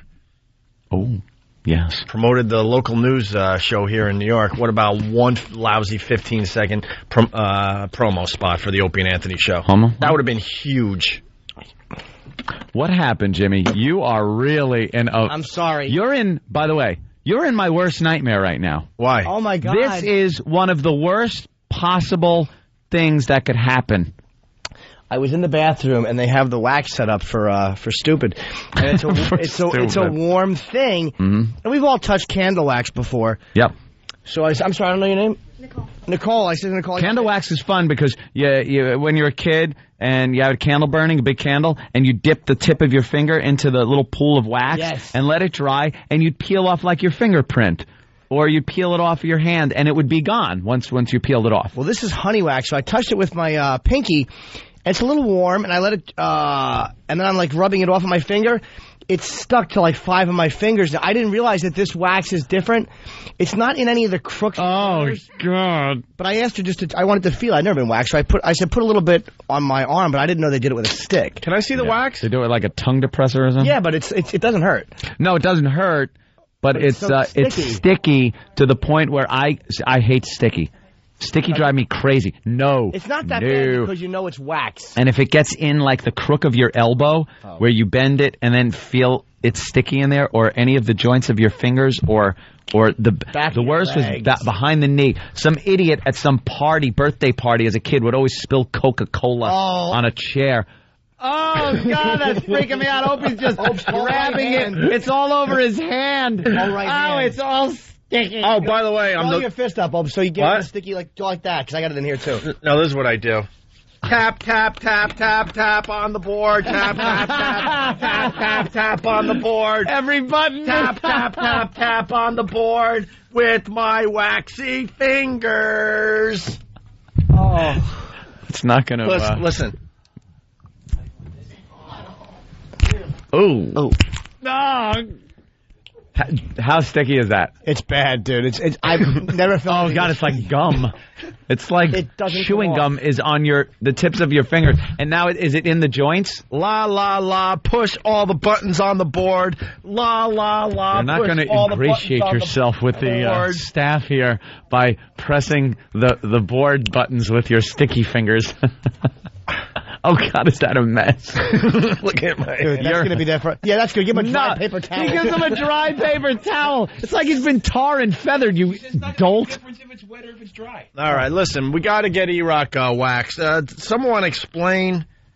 oh, my God. I believe there was a UFC bet. Oh, yeah. E-Rock's gay and his life partner's been complaining. Yeah. And... what does this do? E-Rock lost. There you go. And the... I'm really getting creeped out. Now the paper towel is stuck to his hand in a way that you could tell his whole hand is just a sticky mess. Hey, I want to get my eyebrows waxed off. No, don't do that, do you? Oh, no, it takes 6 weeks to grow back. No, I don't. Yeah. Look got like an HBO show to prepare for. Hey, so hurry up. We got to explain this because we're leaving soon. So, maybe for good. Iraq lost the bet. Right. So the loser has to get a Brazilian bikini wax. Now, you know what this entails. Brazilian girls wear very revealing bikinis. They're thong-type bikinis, so the front and back has to be devoid of hair, or else it'll look all messy. So they wax it. So E-Rock is going to get that exact same waxing, both front and back, to remove any unruly hair. And what there was a bet? Yeah, some kind of a bet. I'm part of this show, and I don't even know what the bet was. Fan? It was on the UFC. E-Rock bet that Silva would lose. Right. To who I'm spacing on right now? Travis Lutter. The winner. Yes. And Silva won. So E-Rock gets waxed. So did Krokop, by the way. Bye. I must crush you. All right. Okay, now what does this briefly entail? Pain. A little pain. Nice. Pain. And you spread some of this honey wax on with a stick. Yep. Going against, with the hair grain. With the hair grain. And then, because I've seen this done on TV. And then what do you use? You use some kind of a papery thing? Yeah, it's a little bit stronger than a paper towel, and it just grabs the hair. It grabs the hair, and they push it and kind of rub it so it really sticks. And then you pull it in the opposite direction of the grain. Opie, wash your hand. You're freaking me out. I can't take Kenny, pull up my sleeve, will you? Pull it up, Kenny, quickly. By the way, I have no hands-free at this point. No. Dude, is that you stickier than you thought? So sticky. It's awful. I can't get this thing. Where do you have Can to you pull this thing off my hand? Pull it off. When I was in construction, sometimes I'd touch a 2x4 that sap was coming out of, and there's no getting that off you. Nope. It is just, you got to spray like WD-40 on you and to get it off that way. But it would get in the crooks of your joints, and just I'd lose my mind. Lose my mind. Speaking of sap, Eric? Yes. No, that was good. All right, Eric. Sap. So, Eric, you lost the bet. You ready for this? Yeah. All right, so do what you got to do. All right, He's here in we the go. bathroom that we started the show from. All right, where are we starting? Kind of the front of the thong area? Where do you want to start first? Just pull your pants down, stupid. Get started. Yeah, he's got to start. Take your shirt and cover. Okay. We don't care. Cover. Jesus, we've seen vaginas before. Quick, go to break. And Nicole, I can't believe you got to give E-Rock $100 today, Ann. Oh, no, he doesn't count. Yeah, he hasn't lost any weight in his chest. That certainly does. That does not count. Look at Shy. Stop being shy, you sissy. Sam is with his camera. Of course he It's now an erotic video. Yeah. A moronic video. Yeah. He's now I guess where would you wax? Steve's turning his head in disgust because it's not his type of guy. Steve's a size queen. Oh, wait, you're not unclipped. Where would you do it? Like in the front? Are you talking like the crease of where the leg meets body? Yeah. Area? Okay, that's got to be done. And then up above a little bit, I would guess has to be. Brazilian is gone. Wherever you would. Brazilian is everything that is covered by that type of bathing attire. Yep. All right, let's go. Holy Jesus! Let's go. Let's get it going. Yep. All right. Yep. Let her rip. Is this Tony's daughter? Yeah, Tony from Rivoli's. Rivoli's fantastic place, by the way. Tom's River, right? Yes. Been there. His daughter? What's up? Headphones? Who needs them? Oh, she wears gloves. She's putting on black gloves. You need them? She's putting on black gloves so it doesn't stick to her hands. Derek wants headphones and eye protection. By the way, Tony makes nice daughters. Yeah, she's lovely. Yeah. How long have you been doing this? 10 years. Is there a risk when you pull hair off that somebody could bleed? Yes. All right. That's awesome. Is there anything you can do to make that happen more often? It's not going to rip your skin off. It's just when you're pulling the hair out, it's, right. It's in there. You're pulling it out by the root. All right. Yep. Hey, by the way, everyone's talking about the Super Bowl today, so how about that? Yeah, some game. It's amazing. Fantastic. Yeah. Sorry about that, Chicago. Yeah, I was rooting for Chicago. Yeah. Sports curses. All right, we're relaxed. In fact, wait, what's going on? Kind of talk us through this. What's the procedure? Not bad. He's not that Eric hairy? is bending over a pedestal that we've positioned in the bathroom with a little. And she's saying he's not that bad. they're in a bathroom. He's not really messy. No. Not very On hairy? your chest. What's that? Do you have a lot of hair on your chest? Yeah. You do? Yeah. What a man. Chest would hurt more. Shut up. All right, should we give him chest? We might have to just give a swipe on the chest. Let's No, swipe go on. Brazilian first. Yeah, one Brazilian swipe. Quickly. One Brazilian swipe, and then we go to the chest. Wait, did you already put it on there? How? All right, wait. No, not yet. Look at me. How much do you have here? Some. There's Better than you the shave? Did you shave No, before I yours? just That way it don't- wouldn't hurt as much? I just haven't grown much. All right, you He's can't 11. describe it, you God. silly gooses. All right, hold on. How about this? Put it on before you pull it off. Just put it on. Then before you pull it off, tell us when it's on. Yeah. But smear it in where two halves might meet. Yeah, really Hey. get a good one. What's her name? Nicole. Nicole. Yes. Don't really describe anything. We know what's going on. Just make him scream. That's all we care about. Is the wax being applied? It's going right now. Okay. How about she leaves it on there? She leaves it on there and then does his chest, and he'll have that sticky stuff down his pants all day. How about? Hold on, Nicole, before you pull it. Okay. Give me Now, one more minute. Do you want to make him? Do you want to make him just? It'll still be sticky. You think so? Yeah. Because once you pull it off, I get my arm, it's gone. How about she gives one pull and leaves the rest? Hot. It's What's hot. wrong, Eric? It's No, it's hot. not. You're telling me. No, it's not. Putting the strip on. Okay, the strip's going on. And here we go. Let's listen. Ain't gonna hurt. It's not gonna hurt. Ready? That wasn't that bad. Yeah. It's not. All right. Try again on the other side. And then make sure she leaves it. Just have her leave it. Yes, but tell her. Hold on. Oh, she's got headphones? Mm-hmm. Okay, here's the gag. What are you writing? Hand her that note. What are you writing? Don't let anyone see it. Nicole, just spread this where I put on the note.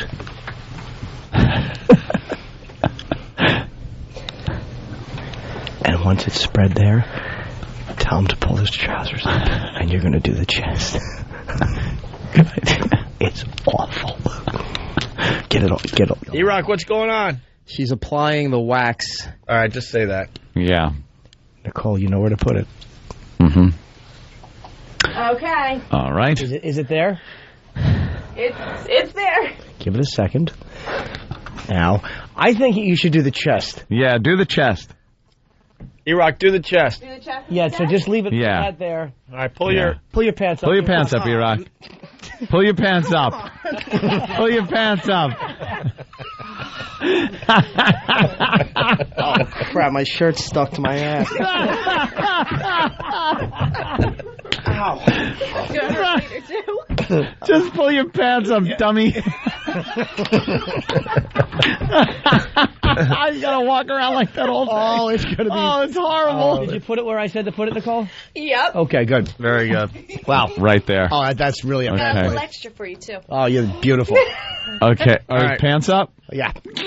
Let's do it. All right, do his chest. Chest. Take your shirt off, E-Rock. Oh, it certainly is. Oh, I think you're still allowed to say that to a guy on the radio. I'm not sure, though. Yeah. Take your shirt off. Wow. Let me see how hairy his chest is. Yeah, kind of poke out a little bit over here. Wow. Oh, What what is, fantastic definition. there's nothing there. Jesus. Hey, he lost weight, though. Yeah, he does. He looks he looks good for a fat girl.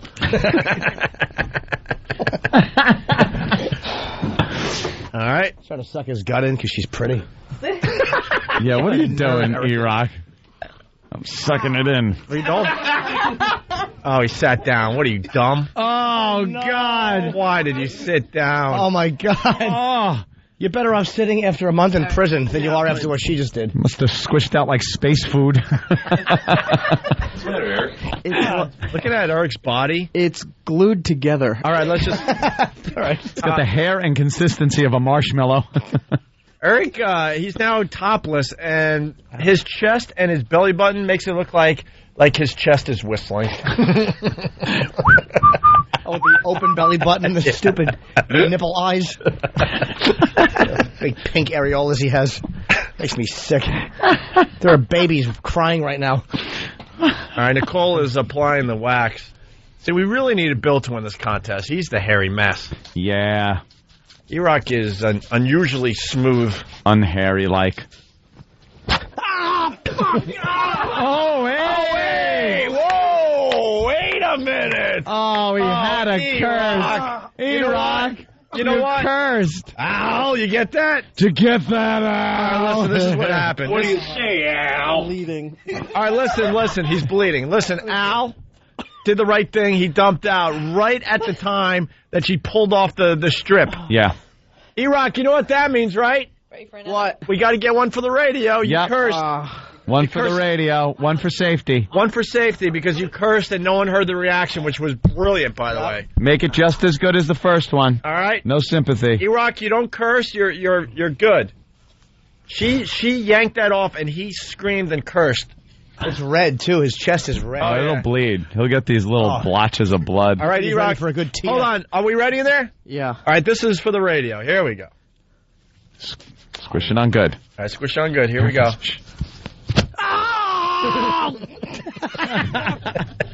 Did I hear a curse?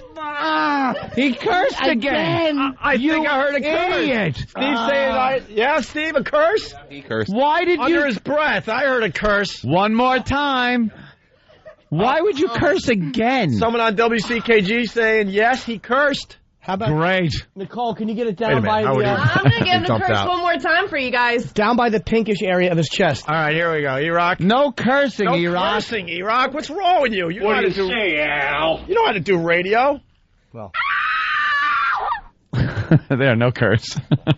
Woman. All right, here we go. Are we ready? yeah. All right. Self-control, man. Yeah, no cursing. Have some pride. What's wrong with you? She's rubbing it on. Shh. Here we go. Ow! Oh, what? Did he what? Did he think something inappropriate? Wait, what? Can I get that last strip off? Get the last strip off. Let's strip off. Yeah, go ahead. Oh, poor boy. All right, hold on. Oh, God. Oh, that's gotta hurt. You might be down for the count. That really... And he's all sticky back by the shed. Yeah, a lot of people want to know. The back patio. A lot of people want to know what bet Nicole lost.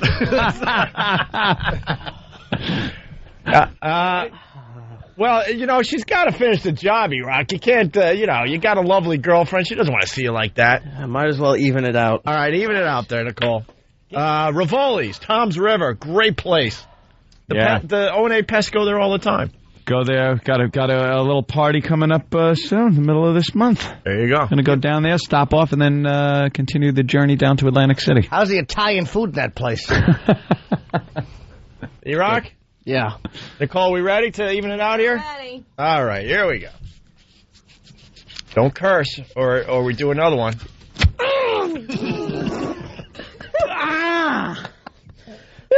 I think that was too close to a curse. Anyone else with me on that? He's in such pain, he's bubbling out saliva. Yeah, he's gurgling. All right. Just doing one more. Oh, this one's going to hurt. It's near the shoulder blade. That wasn't that bad. All right. Oh, you're getting cocky. How about under the arms? Oh, that wasn't too bad, huh? Under the arms. How about the armpit? You ever done an armpit? That hurts. Old piggy pits. That'll hurt you. Give him an armpit. E-Rock, you up for an armpit? Now, Nicole, here's what you do. You put it under the armpit and then close his arm and make him leave it there. Yeah, but the armpit noise would be unbelievable. Yeah, do one armpit. Do one armpit and then the other one. And then the other one. E-Rock, you up for an armpit? Sure. E-Rock's a trooper. All right. All right, we're going for an My armpit. hand stuck to my pants. Ow. Wait. Ow. Just do one. Wait. You got to put the goop on both and then not. E-Rock, The second. Yeah. I'm making a deal with you. If you curse, Yeah. we do the hair on your head. Jesus, okay. He took it like past fun into sadistic. We get your parents and we kill them. The Minibox car. Gas your family. Remember, E-Rock, don't worry, be happy. All right, here we go. This is armpit. She's applying the wax. Here it comes. Nicole, why don't you apply the wax to the other one, too? Yep. Are you sure? 100%. We Yeah, can be just sure. put the wax on both. Keep both arms up, E-Rock. This is going to be quick and painless. Come on. Poor Eric. Hurry up. We got to leave the show in a minute Yeah. here. This terrific show we did today. Yes. Bang up. How about that Prince, huh? Oh, Yeah, he yes, sang Super their Bowl. song. Great. And anyone else get the impression that he was just winging it up there? Yeah, I didn't really. I didn't see it. I didn't care. Yeah. Okay. Tell us when you're ready. 1 second. Oh boy. Right. She's doing both, right? Yeah. I hear it. Just sounds sticky. Oh, she's pressing really. This is. Okay. All right, hold on. Oh my God! Wait, are you sure? This is the showstopper. Oh, E-Rock's breathing. Put the mic by E-Rock's mouth. He's breathing heavy. E-Rock, you cursed.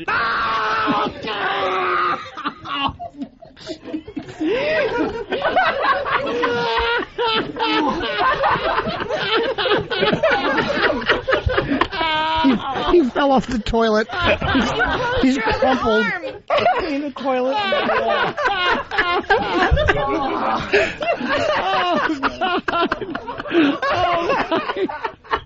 What is it hanging there? What is? When he did that, What? his other arm shot down when he did that. So now his arm is semi glued to his. All right. Might as well just leave that there. I guess we're out of time. Put your shirt back on. Let's hear it for E-Rock. Yeah, E-Rock. The video will be up on YouTube, and if you're going to be checking out videos today, don't forget Anthony trying to install Vista.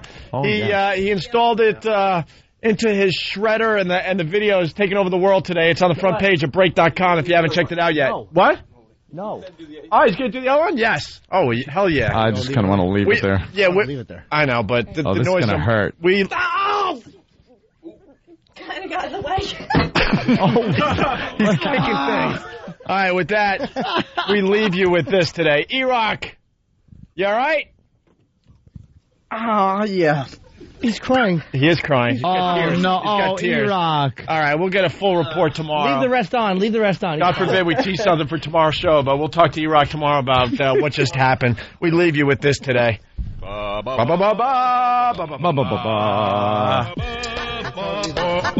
see you guys over at XM. Oh, wow. That sounded horrific. Anytime Oh, this is stupid, ridiculous.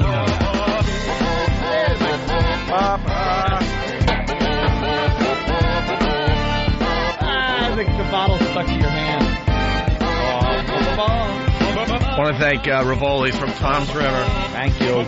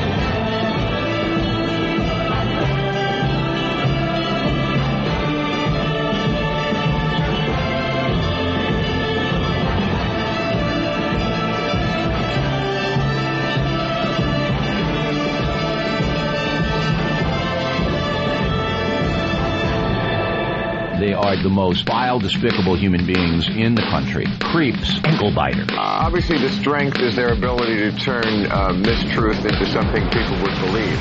Wow, how long is this guy going to continue to babble and say nothing? All day long. Shut up. All right, here we go.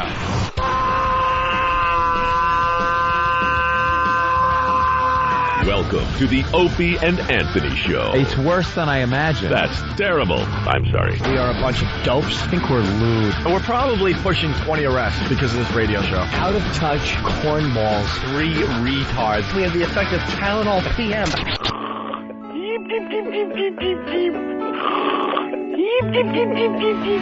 Opie. You know I could have been a model. Anthony. I'm gay. James Norton. I like yogurt. Robert Reed.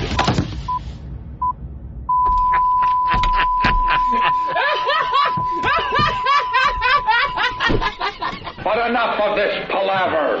Let's get the show on the road.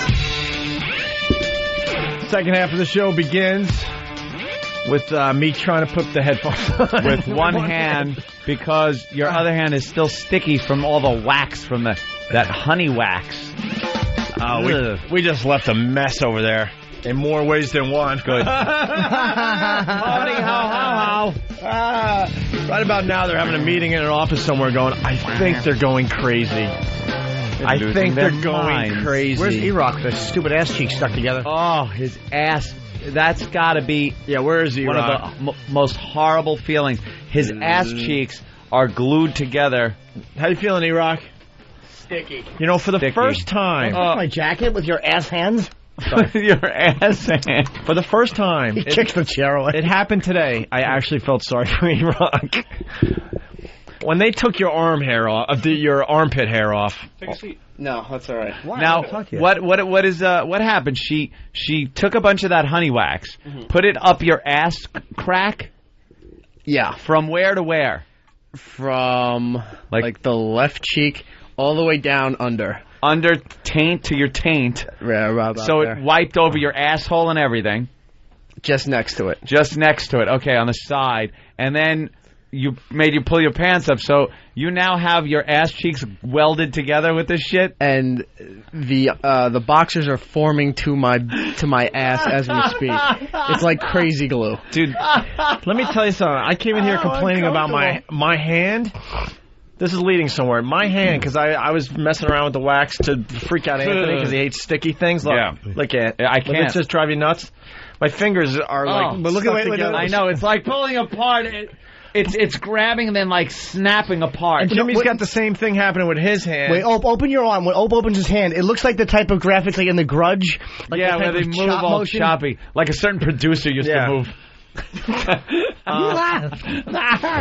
But anyway, so I'm really bummed out. I don't know how to get this off my freaking hand, right? I can't imagine what you're going through with your ass cheeks stuck together.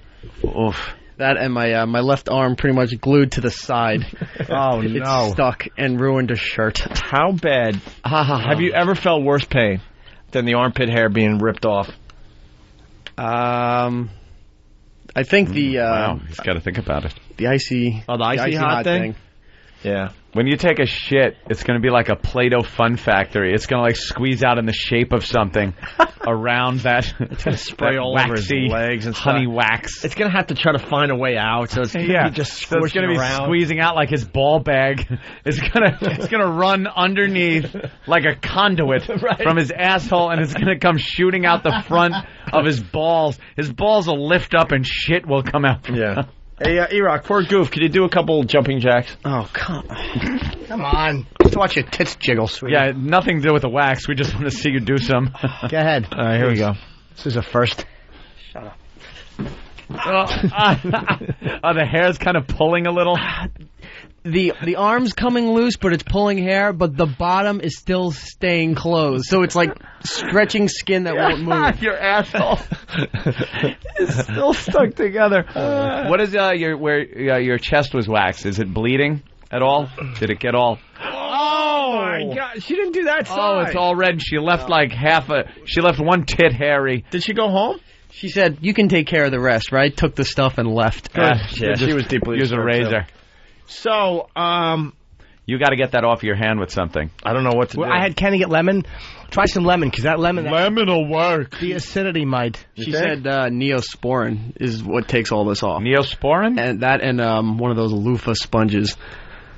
Well, let's get some Neosporin. That's right, and loofah each other. Bunch of men. Would you loofah my honey wax? Well, someone from their phone is saying nail polish remover. Great. Oh, that's good. Acetone. Exactly. Travis. Hydrochloric acid. Damn, you got me.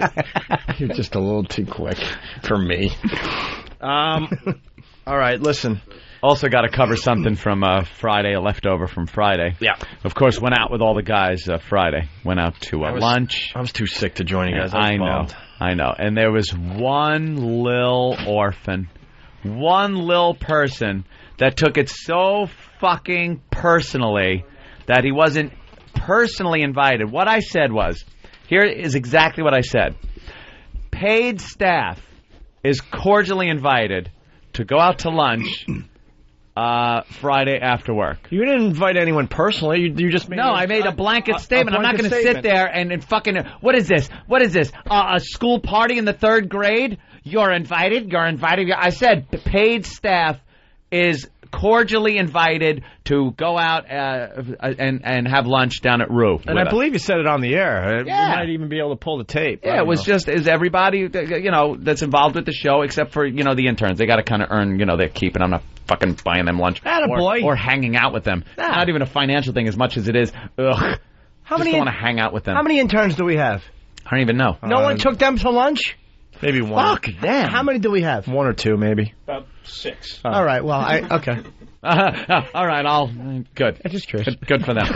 Well, you're the worst. You Jew motherfucker. Okay. Our own Bill. Bill. Of all people wasn't there for lunch. So I don't fucking sit. I'm not the kind of guy that's going to go, Where's Bill? We can't start yet. Bill's not here. I just assumed Bill was busy and had something else to do. I find out later that Bill was upset, insulted, fucking snubbed that I didn't invite him to fucking lunch.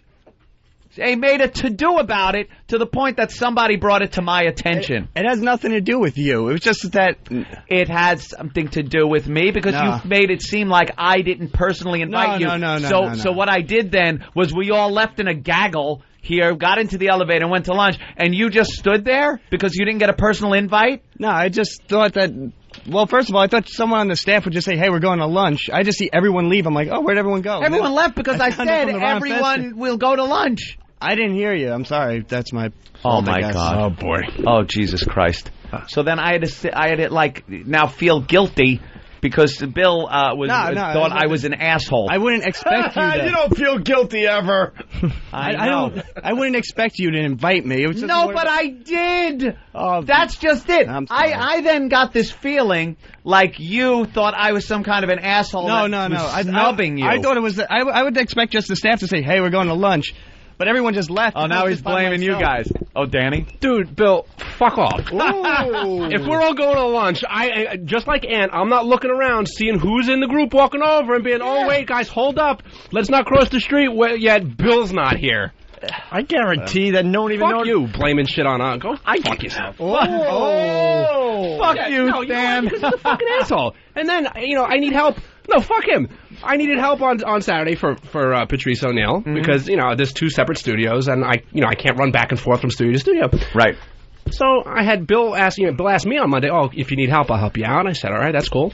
So he was mad that I didn't grab him, to go to lunch. And then I get a text that says, yeah, something came up. I'm not going to be able to make it on Saturday.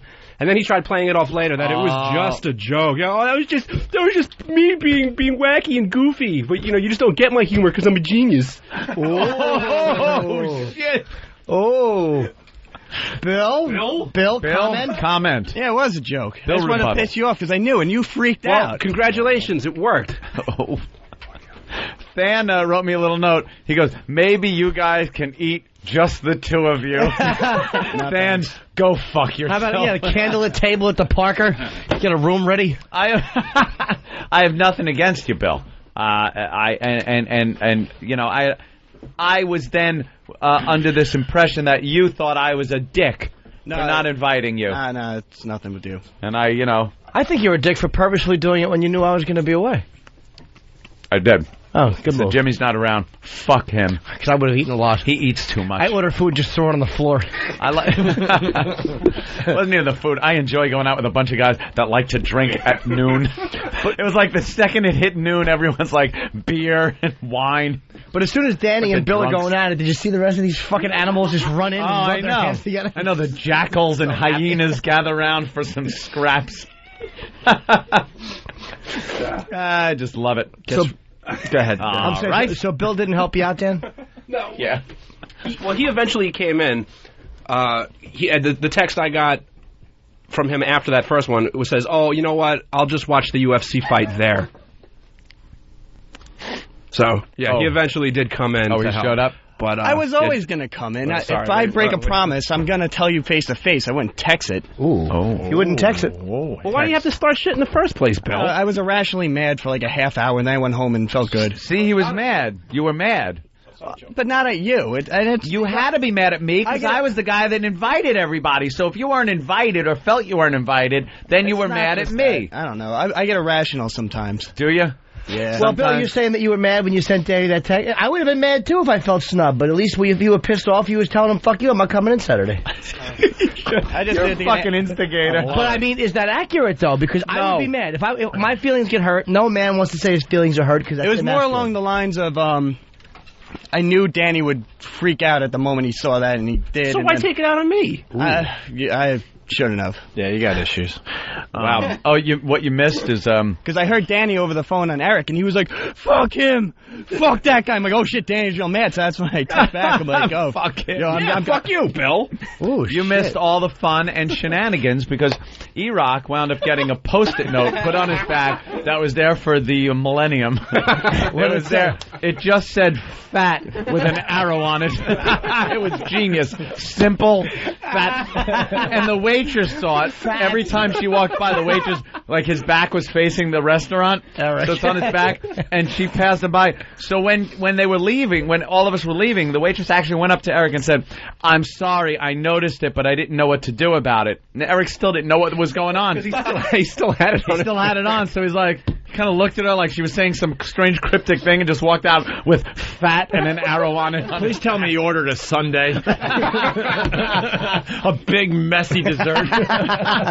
But the Post-it note story gets worse. Because after I left here, I was online at the bank. Yeah.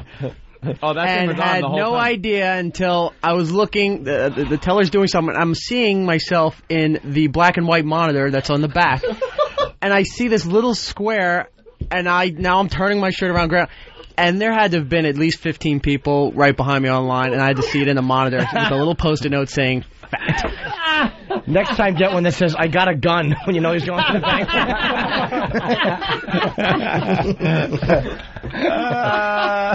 Yeah, so I missed the shenanigans and hijinks. Gentlemen. Oh, my loss. Yeah. Gentlemen. What? Gentlemen. Nothing. By the way, free lunch. By the way, the cleanup from the other show, Al dumped out of one of the fucks that didn't happen. What a dummy. A fuck that didn't happen?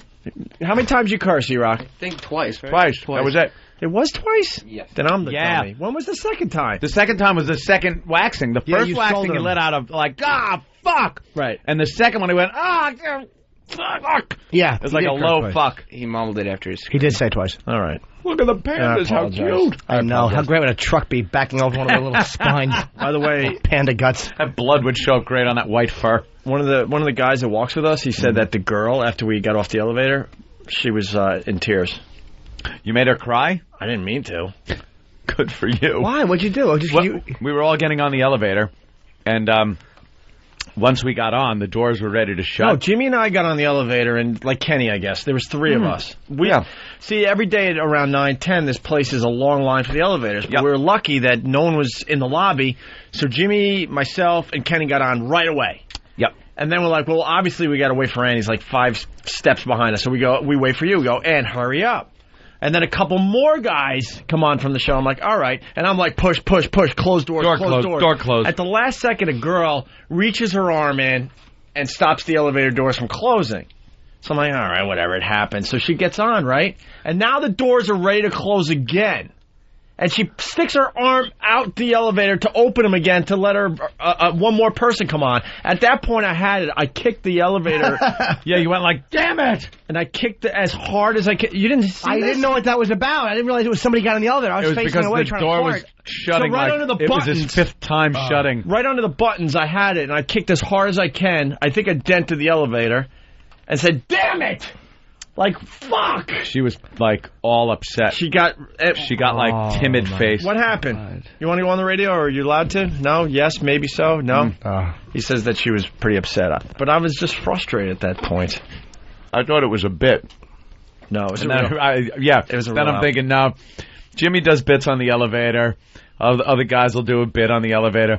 Opie, it's serious. He's pissed. He's upsetting this girl. It was a real reaction. I was just frustrated. It just opened up like one too many times. Fuck her. Hey, by the way, we beat up Free FM pretty good today, right? Mm-hmm. I thought it was terrific. And I was getting emails from the gang in Washington. The gang? The Crips? The Bloods? Which one? Latin Kings? The XM gang in Washington. Oh, they're toughs. They were listening down there in Washington. They're like the orphans. They were thinking, oh my God, this stuff is hilarious. They're like, keep it up. We're laughing our balls off. I bet you are. People are gathering around the radios down here because they think this is hilarious, that you guys are losing your mind. Laughing all the way to the poorhouse. What? Taking a jab at him. Why? What happened? Nothing. Who's poor? Just saying. Did you get an email saying we need more cheese from the rats? We need a rat update. They're running the joint up there. But they thought it was hilarious because we're beating all up. the channels are changing. It's the cheese channel. Yeah. You start noticing the rats are taking over when it's like the Gouda channel, the Swiss channel. Instead of baseball, you just get 24 hours of... It's a real How to problem get down cheese there. out of a trap. Whiskers XL. Whiskers is an XL channel. But they were having where they just tell stories. It's just called Rat Tales. Oh, wow. Yeah. Well deserved. Okay, terrific. Okay, terrific. So, this is the point I'm making. It's leading to something, okay? So they're writing emails going, this is hilarious, because they love when we beat up on regular radio, because that makes satellite radio look so great, right? Oh, satellite's great. You can do anything. It's satellite. There's no rules. There's no rules. We don't want to pay attention to the rules. There's no rules, and that's why they were enjoying our little show today down in Washington. Because they love when we beat up on regular radio, right? And we're talking about the naked girls. That's a brilliant bit, by the way. Imagining that there are naked girls in the studio, that's going to drive them nuts. You watch. Imagining. They're going to sit us down and go, you can't do that anymore. You watch. You watch. You watch. Invisible people is against FCC rules. Invisible people. That's what they're going to say. You watch. Invisible people. We know how this is going to end. There's going to be a naked girl in that studio every fucking day. Every day now. Every day. And they're going to slowly start doing stuff. Right. And by the way, because you're privy to this little inside talk here, we're just going to make believe from now on. Yep. We're not even going to set it up like we did today. From now on, it's going to be like, oh my God, look what's going on behind you, Aunt. Yep. All right? Have fun. Can I tell you one suggestion, too? What's going to happen is Tom's going to catch on, and he'll tell the lawyers, nah, don't worry, there's no one up there. You should get a stripper, like one of the headquarters chicks to come in. Well, that's where we trick them. Okay. Not do anything. Oh, yeah. Just be there. Mm-hmm. Then he'll run in like an ass, or Manelli will run in. I want someone to run in like an ass because they think all hell's breaking loose. They run in and see that it's just us dopes doing our radio show. Absolutely. But here's the point I'm making. So XM just loving the fact we're beating up commercial radio today, right? Well, guess what? It's your turn, XM. Now it's your turn. You motherfuckers. Because it can't possibly be us. And it's going to be worse because we can curse over here. Yeah. What were we going to do later on this week on the Opie and Anthony show? I'll wait. Someone call up the show. We promoted it. What we were going to do. We promoted it. We were very excited about it. We talked it up.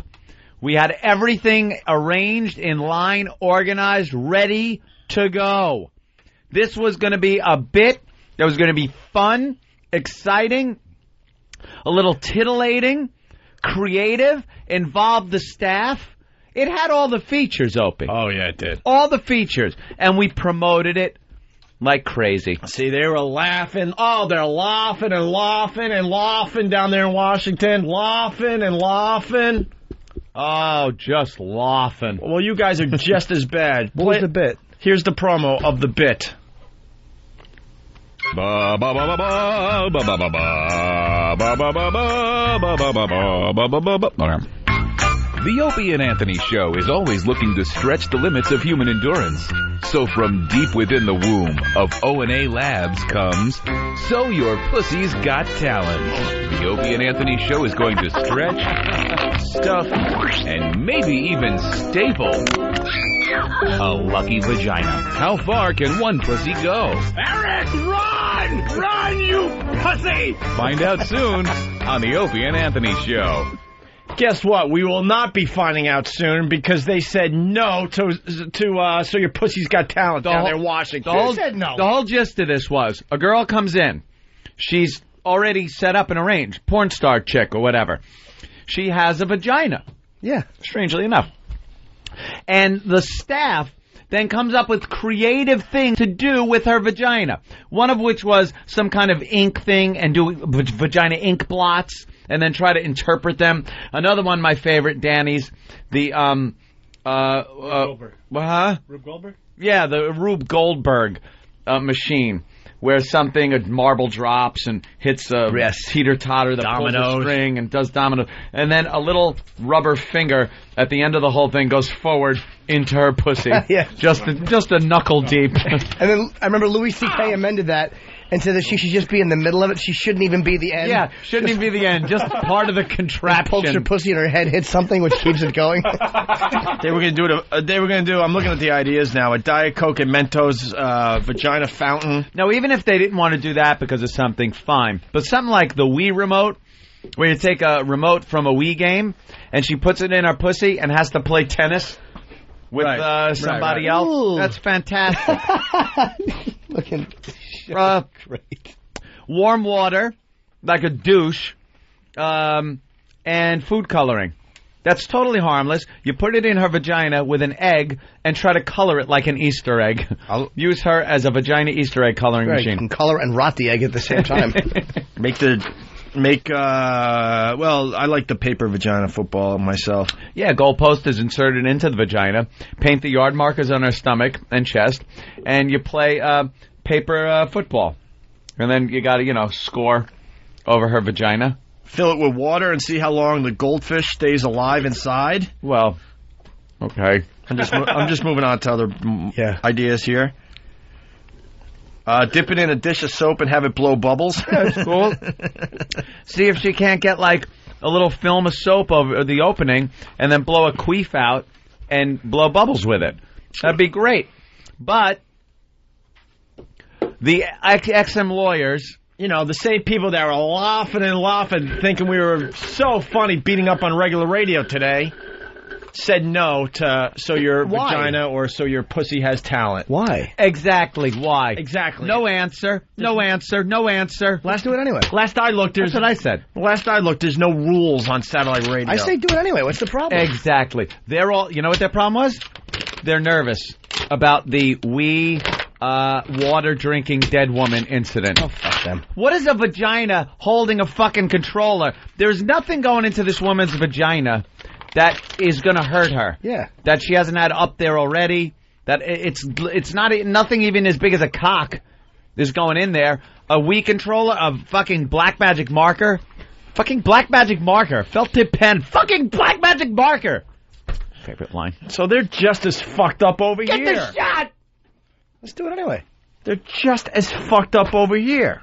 So we had a show meeting, which, by the way, the other side of this Opie and Anthony thing, Free FM, they don't think we actually prepare or do show meetings, but we do them over here, and that's why you think we're just going home, because you don't see us after this show. Oh, we stay over here.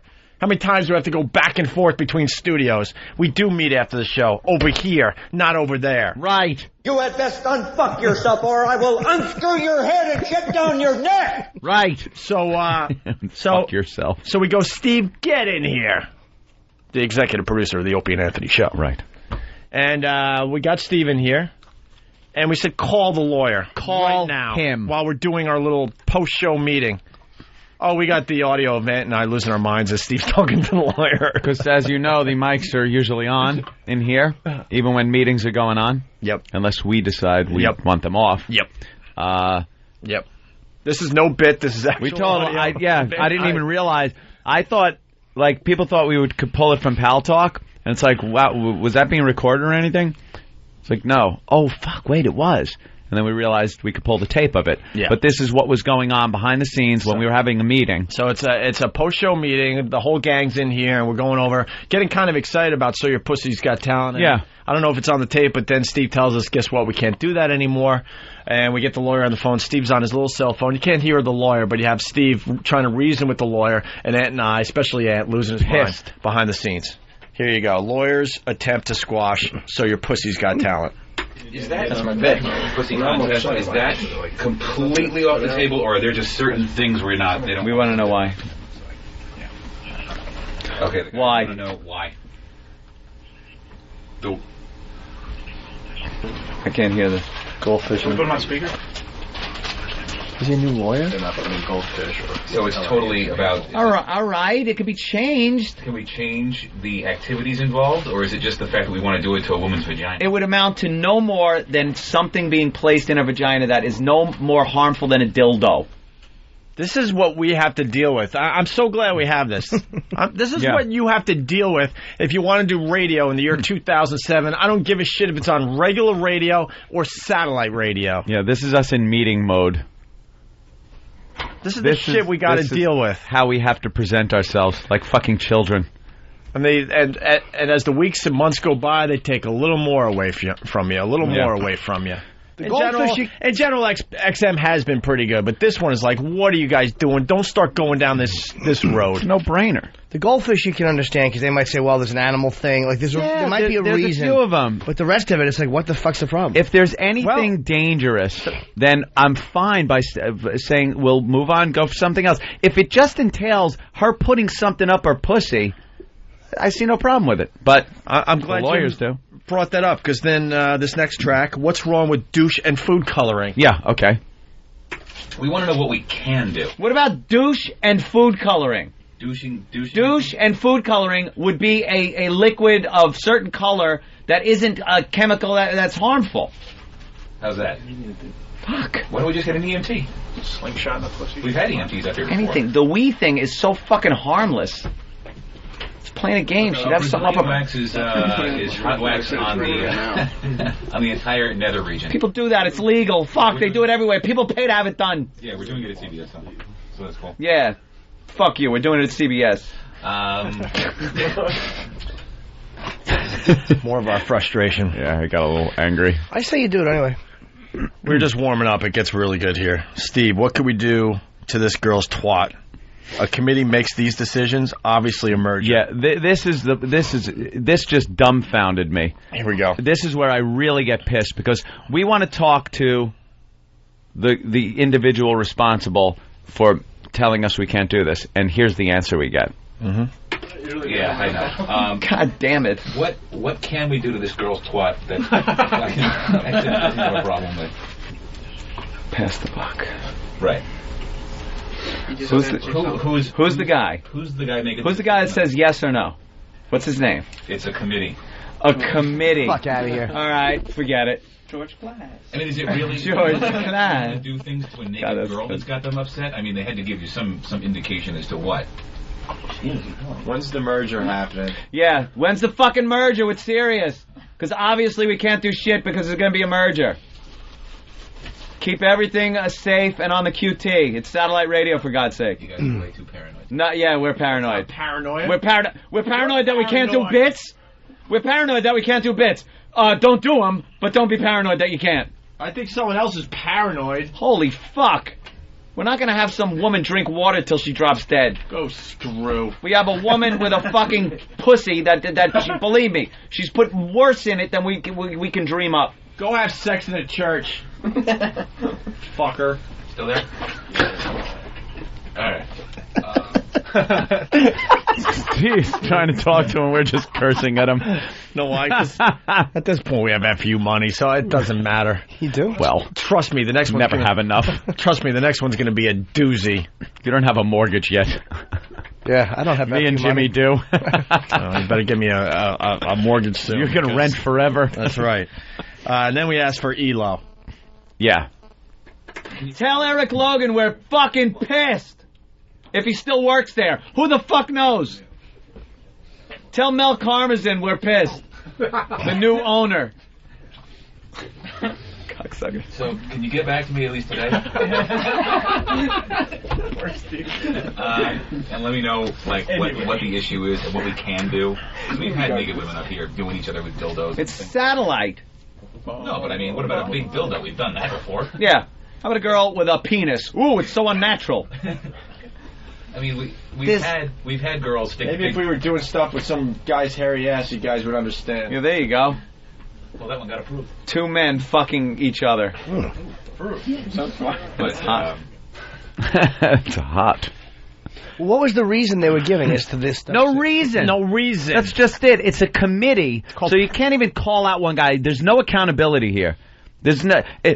Give me the guy. Put the guy that said no on the phone because I want to talk to him as to why a woman can't take a Wii controller, which is no bigger than a fucking dildo, shove it up her twat, and play a game with it.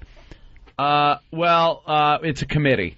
That's more corporate bullshit. Committee means there's no one you're fucking talking to. No That's what it accountability means. whatsoever. No one you're talking to. You mean to tell me the lawyer brought to a committee in plain fucking dirt street language. I would love to what see we that. want to do. That's bullshit. Do you guys want to do a promotion that involves a certain part of the woman's, because it's a committee, you know. And they got to be careful because they don't want to get in trouble with HR.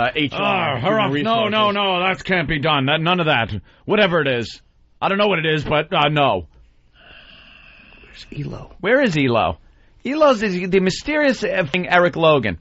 I want Logan on the phone in 10 minutes or 10 times as many cock pictures delivered to him as you did. Made it easy for him. Jesus. What? He's going to call in 11 minutes now. He loves the dick. The man loves cock. Here's the last bit of us listening as Steve talks to the lawyers. Committee. Yeah, what a pass the buck thing that is.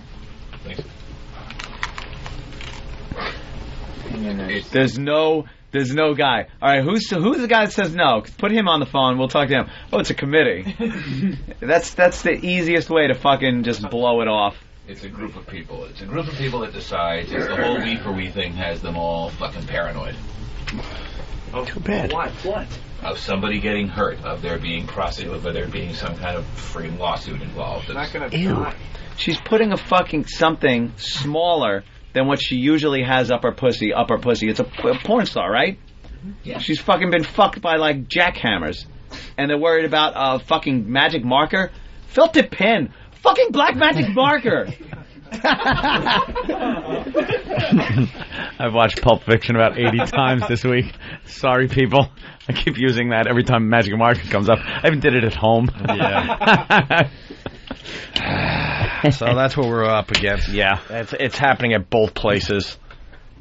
Just when XM in Washington thought, look, they're beating up regular radio. That's great. Well, you're doing the same thing. We wanted to do that. Why can't we have a girl come in here and just...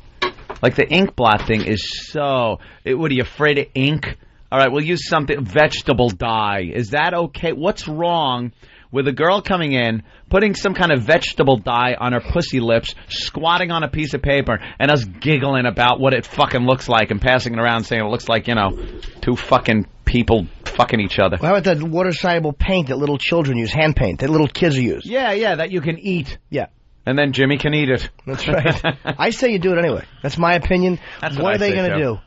What are they going to do? That's what I say, too. We get her in here. We paint her up.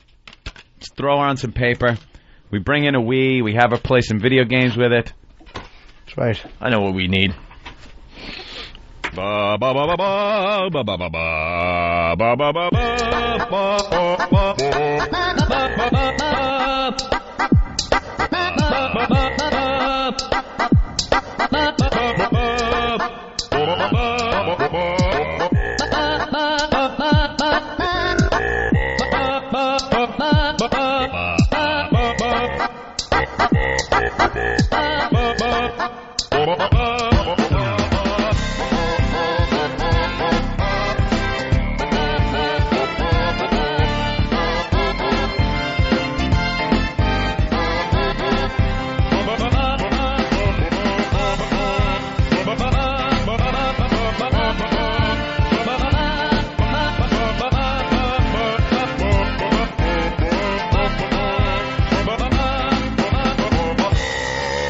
That's terrible. I'm sorry. The Opie and Anthony Show. Gut busting, ab crunching. Boy, how bad can it get? Have you seen a man eat his own head? Yes. Now you'll get used to it.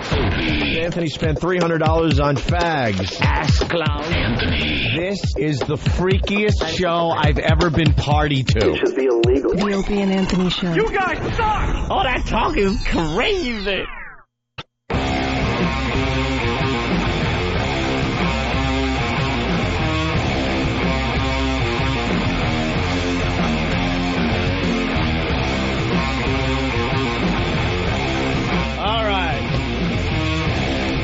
Bunch of dopes. I don't even.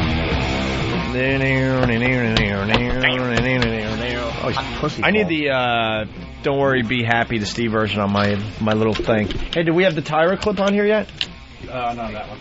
Oh, okay, but we had it at the other joint. All right, very good. A couple things, but they went away. Some guy got a sign up in front of where Tyra tapes in L.A. saying Tyra Banks is a big fat pig. Oh, really? Guy was on hold for like an hour and a half. We never got to him this morning because we were just bitching and complaining. Did she? And now that we bitched and complained, people are jumping on the bandwagon and saying that's all we do, which is so stupid. I can't even tell you. It's all we do. Don't make me start doing math problems again. It's all we do. By the way, can I say who made me laugh today? Who I actually enjoyed? Yeah, was the awful Linda Stacy from the New York Post. Really? You have a love-hate relationship with her. I don't even hate her because she trashed our show. I just hated the way she did it. But this one, she trashed Rules of Engagement. And she gave it absolutely no stars. Not just no stars, absolutely no stars. It's a David Spade show, and I've learned to really hate David Spade. Yeah. Because he bumped me one time at the Improv and tried to be cunty and fucking condescending. And, yeah, in L.A., so I'll never like him again. And she just smashes it. Just smashes it. But just how unfunny it is. Not because it was mean or... Are you digging her? No, I'm not. But I just... Sounds like you're digging her these days. I just don't like David Spade. And I don't like his fucking Comedy Central show where he takes... What did they say? What's the poster, Than? No, he does something with Tinseltown. The Showbiz show he does? Yeah, some awful Safe Target shit attacking Tinseltown. Tinseltown? Look out, guys. Tinseltown's getting a good attacking. Last time it was called Tinseltown. Yeah. Tearing Tinseltown a new one. A new one. Tearing Tinseltown a new one. How fucking... I say that and my neck hair stands up. You have neck hair? Yes. Let's wax it. Oh, I don't think so, Opie. That would hurt and I'd yell curses. But I thought we didn't do enough show prep. Tearing Tinseltown a new one. Sorry, I'm just What, reading sweetie? What's the all matter? kinds of contradictory... Is someone complaining about the show? Who cares? New York Radio message board is on our case again. Fucking assholes. Why? Because they're jealous. You get opinions from people that were in radio years ago or wannabes who are just starting in the business or other people who were in the business for a short period of time. And they get to comment on your job and what you do for a living on a daily basis as if they actually have some kind of insight on what you do on a daily basis. And it's really entertaining to read through how you don't do enough show prep, do too much show prep, have too many people in the studio, not enough people, how it's too much like the old show, which is irrelevant now. Oh, my God. Other how people... it's not enough like the old show. Thank you. Yeah, I mean, no, but it's just all contradictory crap. So if you... and some stuff that obviously a program director is reading. But the beautiful thing is, New York Radio Message Board has been wrong about everything that I've read. They've been wrong about. Some of them are smart guys, but like when this whole controversy in 2002 happened, booted off the air, follow the money, they'll be back on. They were wrong about everything. Yeah. Yep. Mm-hmm. Let me see. Oh, good. Although you're jealous, Devin. Da-da-da-da-da. Yeah-da-da-da. I think it's part of the...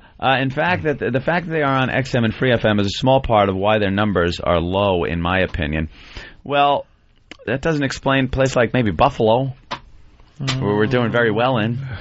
Boston. Well, maybe they're saying that in some cases, in some markets, the XM people are spending a lot of... are buying a lot of XM, so that's affecting the ratings. Maybe they're saying that. I think it's a part of the problem, but not because New York people are listening to XM instead of Free FM. But dividing the show in half, I think dividing the show in half and their attention along with it is a mistake. There's this feeling that their on-air version of O&A Light, while the full version of the show is unedited on XM version, starts at 9. XM gives them the option of deferring bits or comments until later, rather than being forced to creatively get the things over the air over at CBS. Let me tell you something, Alan Sniffen. Rather than being forced to creatively get things over on the air at CBS, we defer them to here. We say, you know something? We can't get it on the air over there, so let's just do it over here. We're forced to do... Yeah. Is that us? Certain things you could never I would cover. love if that was our fault and not the fault of fuckwad lawyers that won't allow us to do dick shit anywhere at this point. What he's not understanding is certain bits like that you defer to XM, the way radio is right now, you couldn't do them clean over there. You couldn't do them clean because the subject matter, no matter how you address it, they won't allow you to make fun of. There's certain things you just can't touch over there. CBS has no choice with this setup. O&A were picked up by XM first. They're locked in. Some of the tension on the show used to have where they were trying to say or do things isn't there, in part because they know they could do these things on XM later. No, we would try to do them on CBS first. It's not even like we can try to work our way around things anymore. We're shut down immediately. It's not even like it used to be, let's get a girl up into the studio. We'll have her, wrong. Wait, what? It used to be we could say, let's have a girl. She'll take her clothes off. We'll take this cigarette. She'll put it in, let's just say, a place and start smoking the cigarette while she's still able to talk as the cigarette is being smoked, if you know what I mean. That's what we do tomorrow on the show, by the way. Yeah, that's what's going to happen tomorrow. The invisible person version. That's right. It's going to smoke cigarettes out of her cunt. Ghost radio. See, Alan's got it wrong. Alan has it wrong. It's not that we sit there and make this conscious decision to not do it over there because we can do it here. The power to do anything over there has been taken away. Now, you might say, well, then why the fuck did you go over there? Why did you make the decision to do that? Things changed so quickly in radio that I didn't have a clue that we would be restricted this much. We are trying our fuckedest to do a radio show over there that would be compelling, entertaining, spontaneous, provocative, just all those things that everyone likes to talk about the old show was.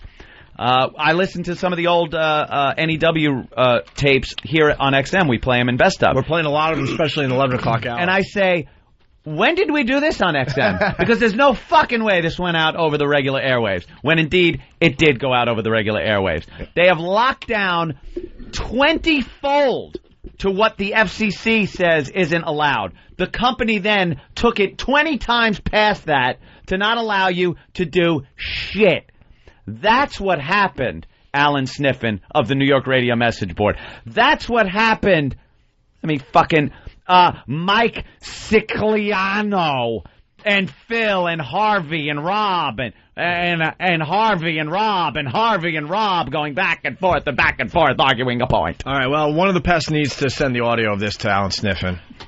It's Alan Sniffen. I'm going to talk about what happened to the Opie and Anthony show on CBS Radio. Just part of the audio where Anthony explains exactly what happened, not his version. It would be lovely if we could do a lot more over there.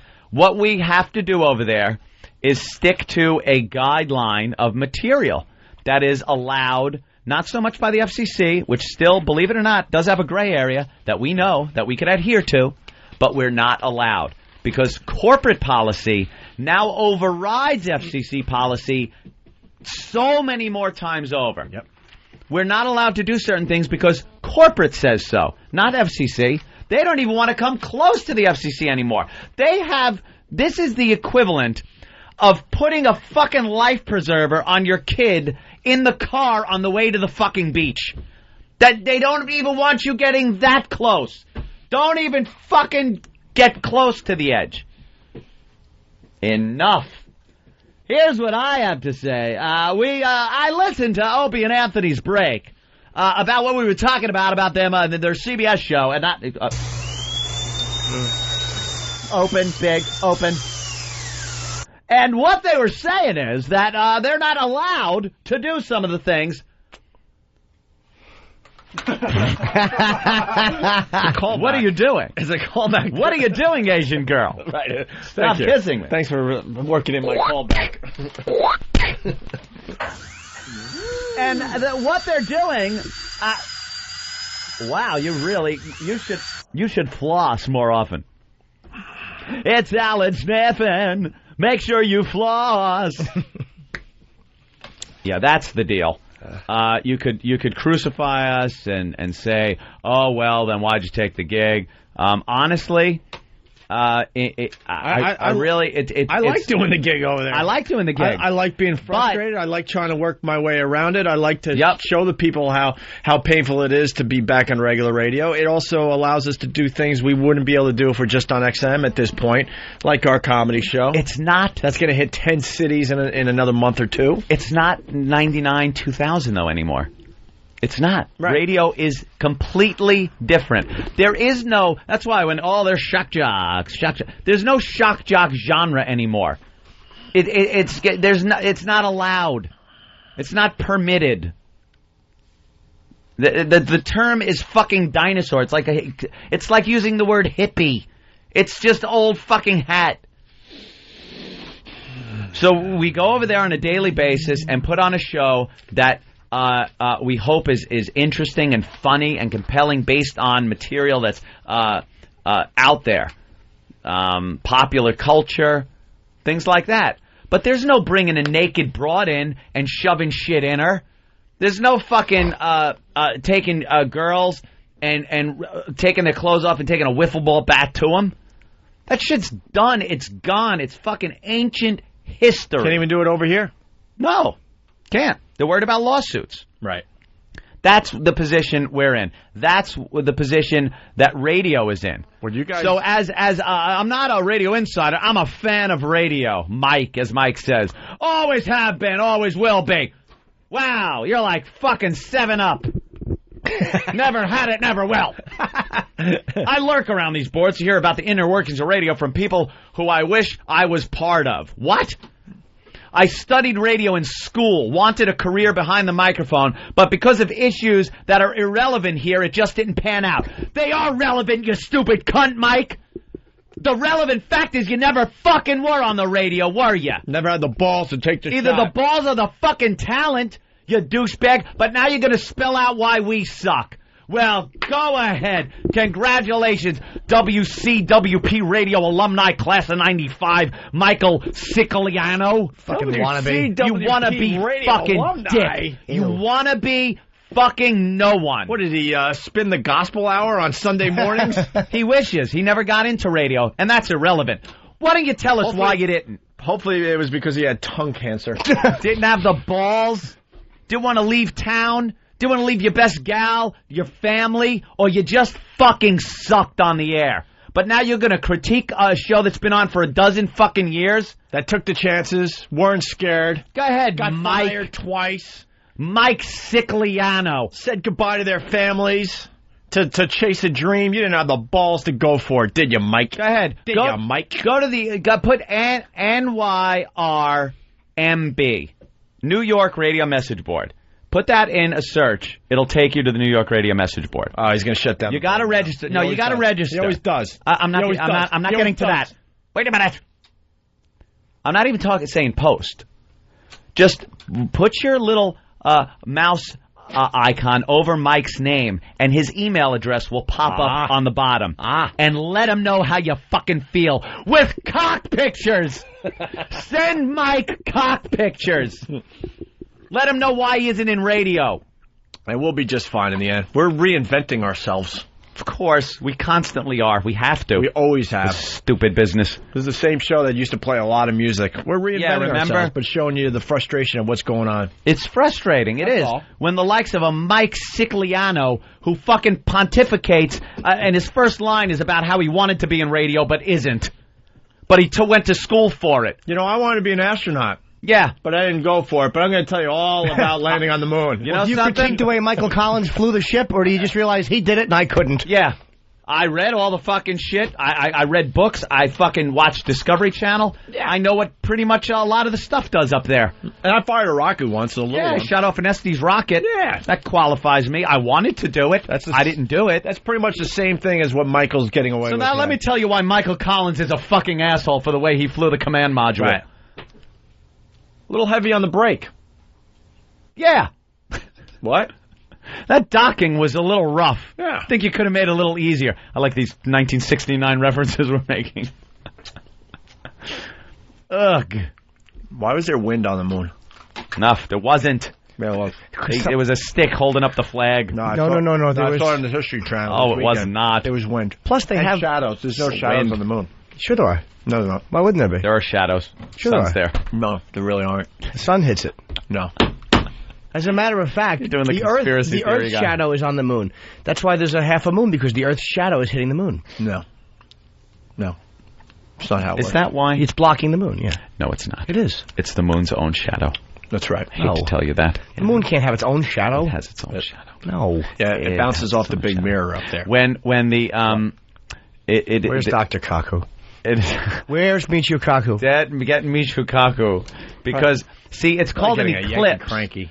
Either way, when the moon's shadow is cast on the Earth or the Earth's shadow is cast on the moon, it's either a solar eclipse or a lunar eclipse, depending on which way it is. The solar eclipse happens when the moon's shadow is cast on the Earth. A lunar eclipse is the other way, and it gives the moon like a reddish tinge. Okay, to but it. the Earth's shadow can be cast on the moon. Yeah, but That's what I'm saying. It makes an eclipse. No, you're not. You're trying to get out of it now. Because a moon, when you see a half moon, that is the position of the sun is hitting the moon from that side. So you're only seeing the side that's lit up by the sun. See? Oh, I see. Okay, I see what you're saying. Okay, then I'm wrong about that. But the fact, okay, that's Give me fine. a flashlight and a tennis ball. No. I'll do it third I'm grader sure you're, style. I'm sure you're correct.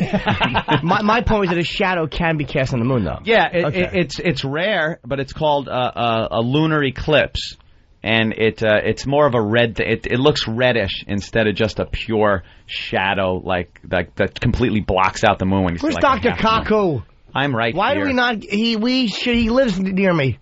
He lives near you. Dr. Kaku. Dr. Cuckoo. He writes nothing but good books. He's really smart. And you eat them. Oh, I do. I told him I liked his book in the elevator. He finally talked nice to me. He did? Yeah, he's just he's That's afraid really of me. cool. I'm like, I have your book, Beyond Einstein. He goes, oh, you should read this one. It's my new one. I'm like, okay, and I got off. Ew. Did you have him sign it? No, I should, though. You should. You will. You will. Yeah, you will. I want a picture with him. Jimmy? Yes, sir? He's famous. We're very smart. We're very tense in here today. Why? And I know you like comics. I do. They always make me So laugh. I figured I would hand over this comic that made me Okay. chuckle today. All right, Opie. Here you go. Jimmy's seeing it for the first time. There you go. Hold on, it's in the All right. It's the All right, one. then. It's the political one. Well, read it.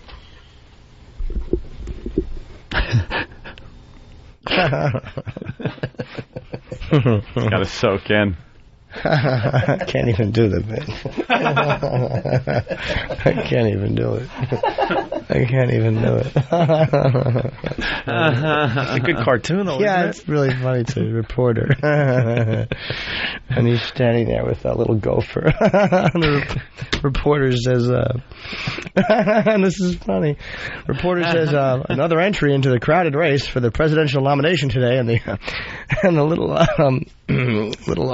what's the animal? It's a groundhog, and he's got his little groundhog arms in the air, and he's wearing a hat. It says Phil, 2008.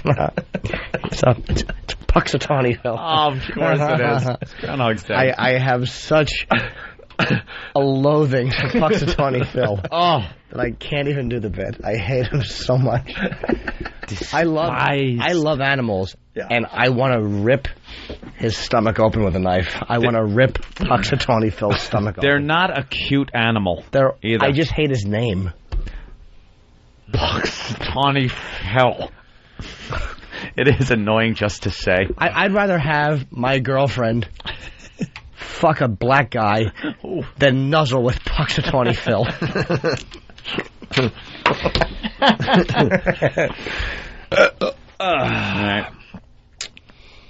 All right. Let's try to get back on track and back to fun.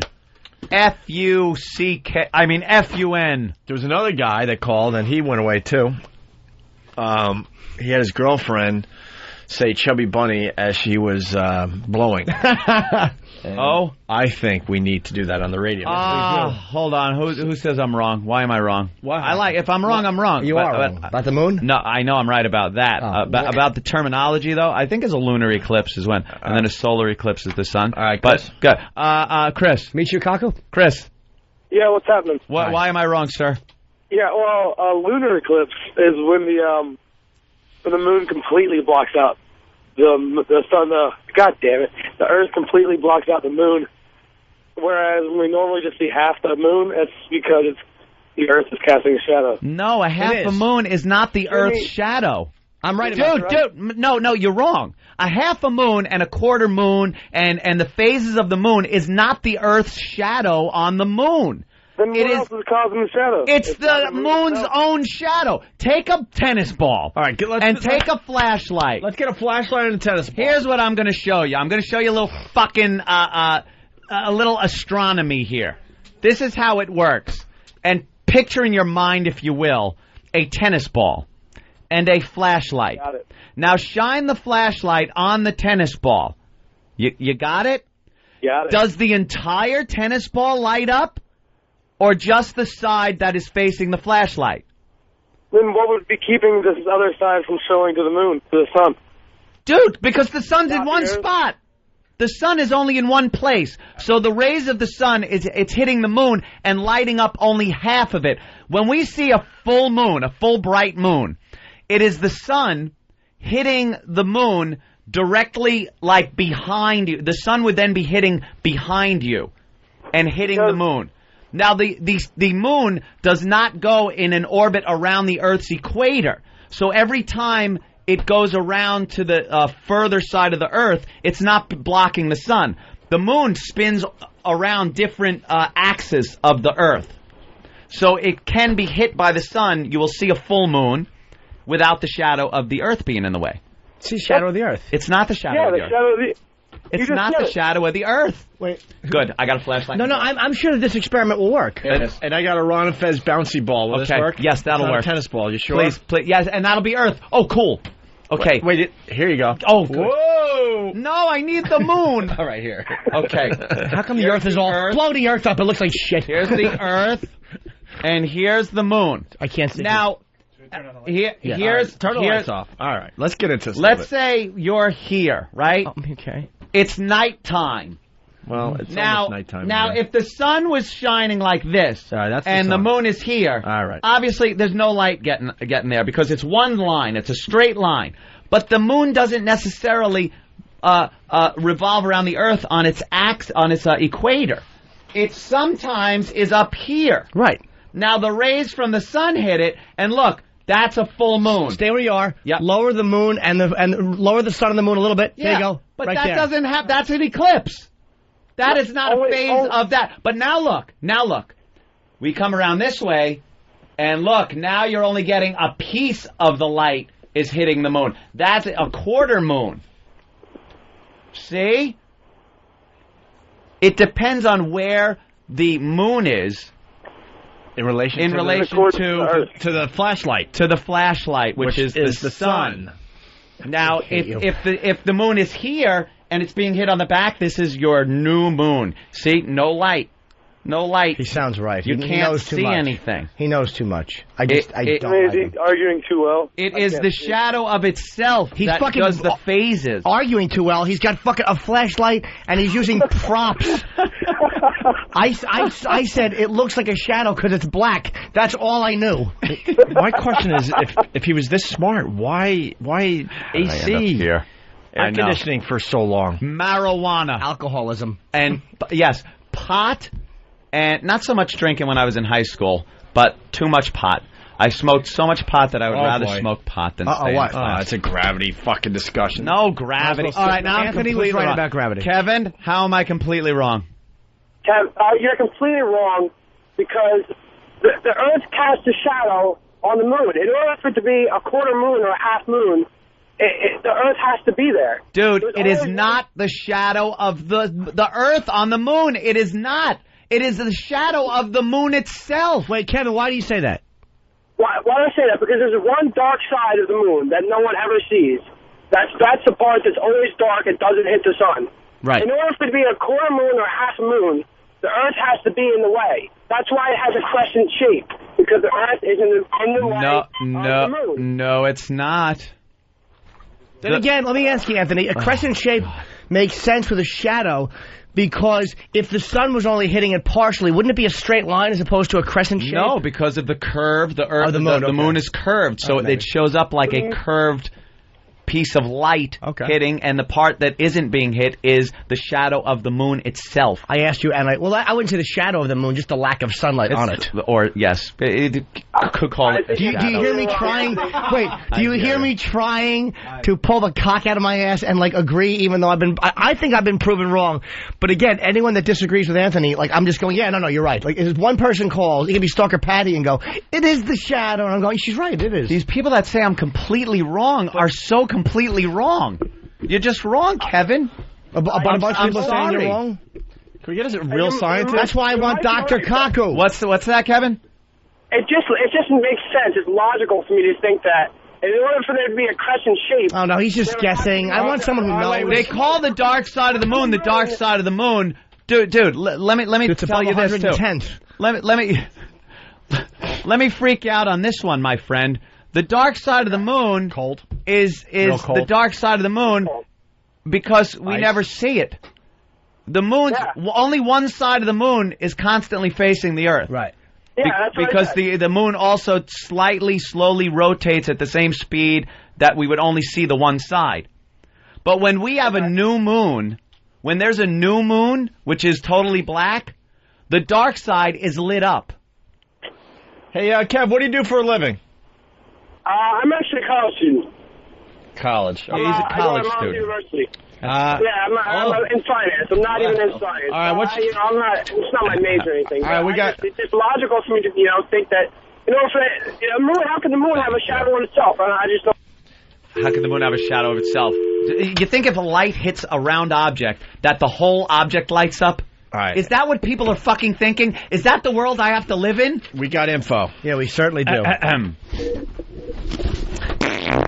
That explains it perfectly. That's actually a better argument than I gave. All right. I knew as soon as Anthony started to rotate the ball around the little globe, I'm like, I'm finished. I started getting depressed going, I'm just dumb. No, you're not dumb. He's just got a lot of time. He had a lot of time on his hands. We're dumb. To daydream. More time than we do. He had a lot of daydreaming time.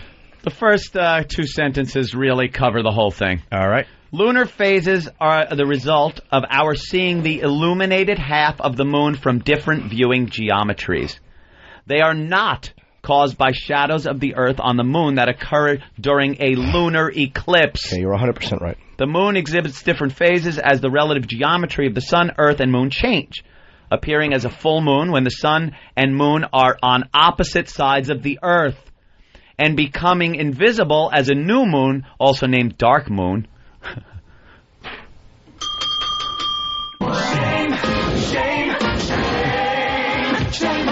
When they are on the same side. The phase of a full moon and new moon are examples of syzygies.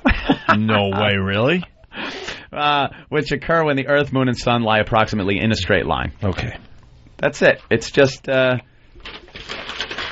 a shadow of itself. Don't call me and tell me I'm fucking wrong. So we'll agree to disagree? Ooh, fresh. No. The talk. This is what? This is fact. Oh. This isn't some opinion we'll agree to disagree on. I didn't even catch that. Fucking ass.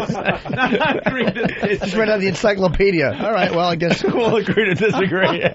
They're all mad. I'm like, all right, well, that sounds right. So we'll just agree to disagree. I was ready to say yes, too. I didn't even catch me how obnoxious that was. An encyclopedia. All right, we'll just have to agree we're going to part ways.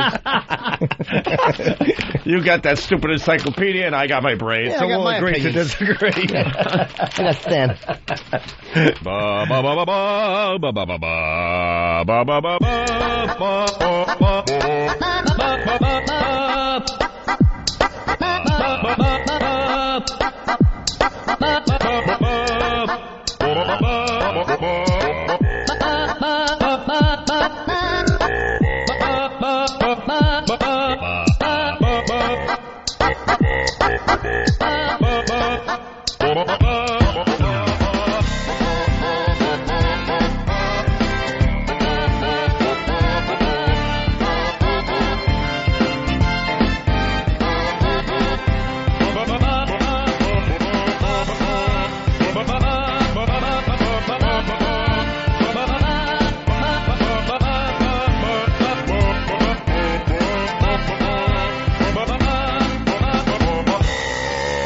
That's terrible. I'm sorry. Coming up next on Opie and Anthony, Jim Norton sings Forget Me Not, you sightless twat. Your dog just shit on my rug. Thought that was pretty fucking funny, didn't you? How's that for a sketch? The Opie and Anthony Show. You don't do sketches, stupid.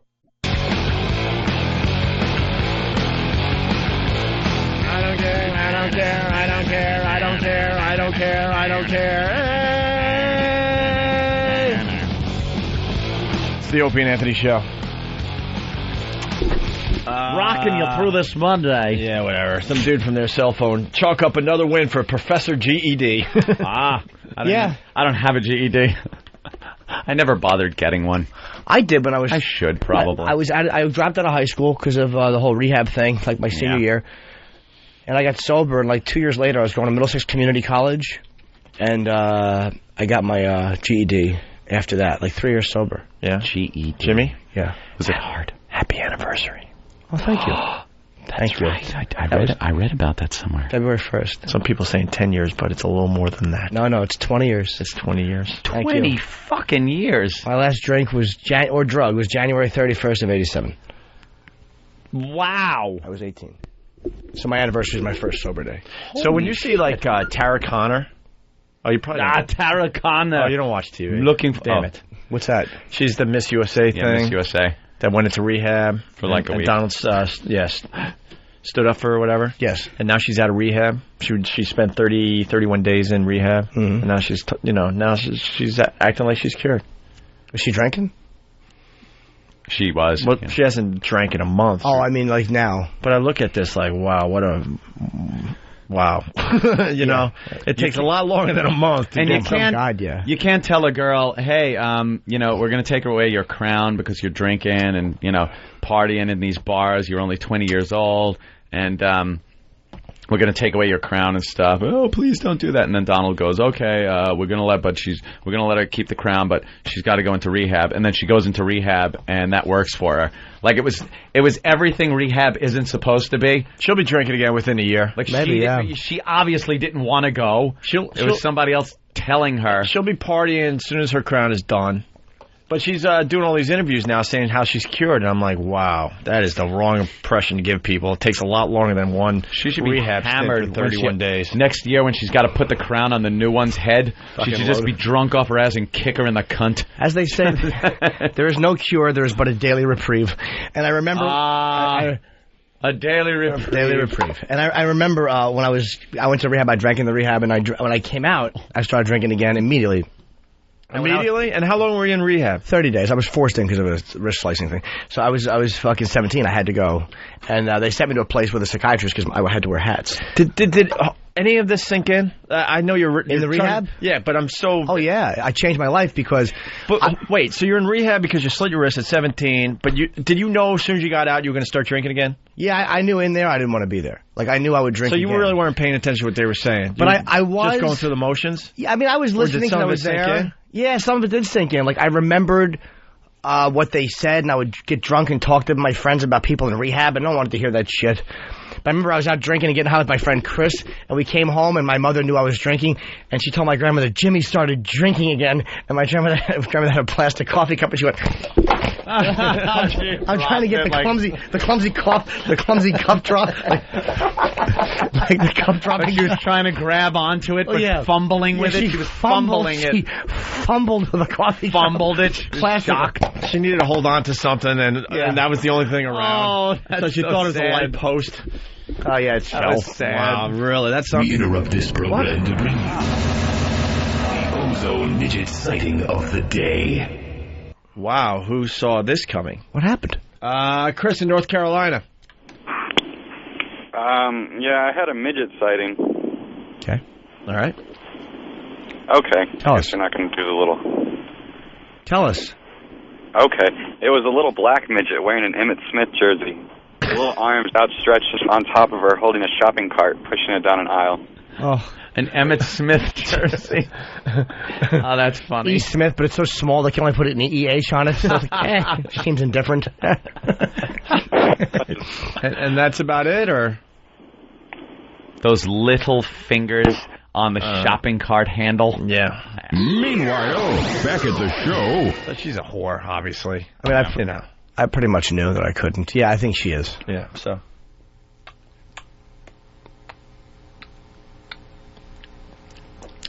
Don't just smack your lips. Hit that button. You could. Have a bottle of water, please, from somebody. Wally in Boston. What's up, Wally? Yeah, what's up? How you doing? Good. Moose, Wally? Yeah. Park is closed. The moose out front should have told you. What are you saying, asshole? That's right. All right. Hey, Wally, what's up? What's up, Wally? Gee, Wally, the guys are going to think I'm a creep or something. What? All right, go ahead. Go ahead, Wally. Hey, how you doing? Hey. What's up, Wally? Hey, how you doing? Oh, my God, he's talking to the radio. He's talking to the Wally, playback. you just talked to the radio, didn't you? What?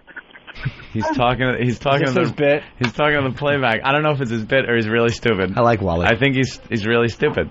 Wally. Yeah, your mother's stupid. Your mother's stupid. Why are you talking to the radio, jerk off, when we're on the phone? What are you talking about? The radio happened to be on. I just lowered it. Yeah, you answered it, asshat. We heard you. All right, yeah. We heard you. You answered it. Not. You answered the same question twice. Did I really? Yeah. Yes. So what's up, Wally? You What are can't you get doing, out of Wally? this one. You just looked really stupid. How you that's doing, all. Wally? It's fine. Go fuck yourselves. What do you want, Wally? Why are you calling? Wally was an idiot. I know. Why did Wally call? I hope Wally had to hang up because the doctor's coming to tell him he has cancer. Gentlemen. It's cancer-free. Gentlemen. Anyone wants to step Anyone? forward? No. What? Still no one wants to step forward. Wasn't working this properly be, on its own. Huh? Should this be... Maybe. I mean... All right. Everyone, we're going to do a vote. One-handed, not two, one-handed thumbs up or thumbs down. Yes Let's have E-Rock tell him. or no. Should we have E-Rock tell him? Yes. All right. E-Rock. All right, bring E-Rock in here. This fucking sewed-up asshole. His glued-together asshole. Get E-Rock. Yeah. He goes, oh, great, what? E-Rock. Why are you changing Opie and Anthony shirts? Didn't you have another color? The other one was stuck under his armpit with wax. Yeah, that one had... What? That one had wax and hair stuck inside of it. Are you still sticky? How's your crack? That's the problem. How'd you wipe it? I've become one with my clothing. This stuff's not coming off. He groans every time he sits down outside. I hope the only way to get it off is with a load. Should you just have... that might segue into our next bit. Do you want him to just hand that over to him? Well, I'm thinking. Just have him hand it over to him and say, you might have lost this. Oh, that... There's no payoff there. Yeah. I think it should be done in here. By a girl. Oh, well, that's what I mean, in here. Well, maybe you should just... No, maybe you should just tell him. Iraq. Here, pass that over to Iraq. Give that back. And let him. Where was this? Peruse it a little bit. Where was let this him look found? at it. Look at the name. Look at the, where was the this found? item. This Friday night, I was out, of course, partying.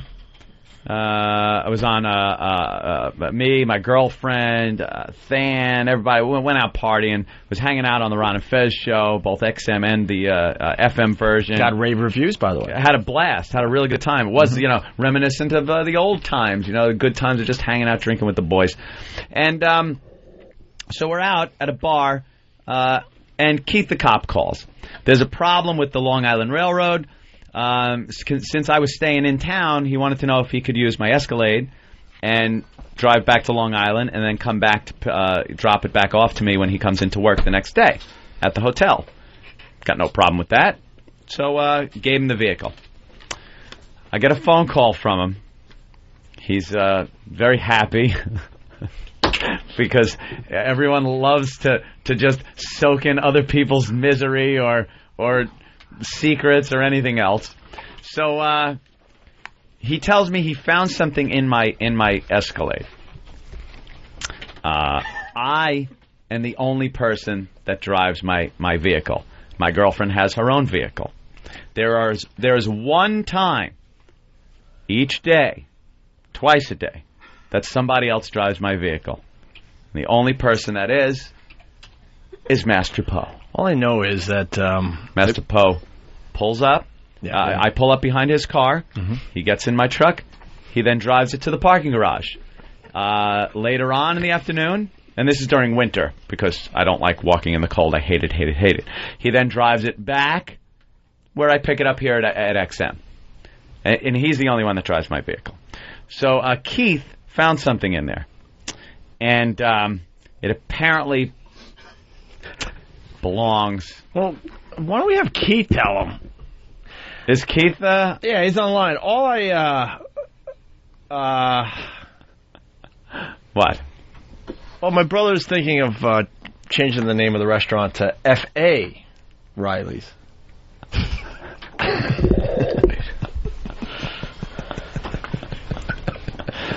Well, so what's the protocol here? Then just figure out the A word. All right. What's the protocol here? Okay. Do we go to Keith first? Hi, Keith. But I don't want Keith to blow the whole Don't thing. blow it yet, Keith. Yeah, Keith. Good morning. Yeah, we want to at some point get other parties here in the studio that aren't in here yet. But, I understand. Yeah. So yeah, you took the vehicle and Right. found an item. Right. Couldn't wait to call everybody. Called I think everybody. Who got a phone call? Holy shit! Wow! Look at those arms up stiff. Not only that, Keith has to. We're gonna get a little case of boy who cried wolf if he's not careful, because his message said, "Call me immediately." Like, yeah, I know. You got to watch out there, Keith. You make it sound real urgent. Oh, okay. Well, sometimes things like this, and you find something like this, this person may need this immediately. Well, when something like this pops up, right? You do. Yeah. It's gotta suck. I mean, it was the weekend. It was a Friday night. I mean, you never know. This could be something that's...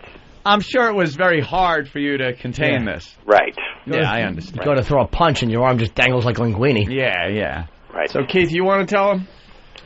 Well, I mean, Where is he? He's in the there's Master Poe. If you would join us here in the studios, the studio area. Poe, grab a mic, my friend.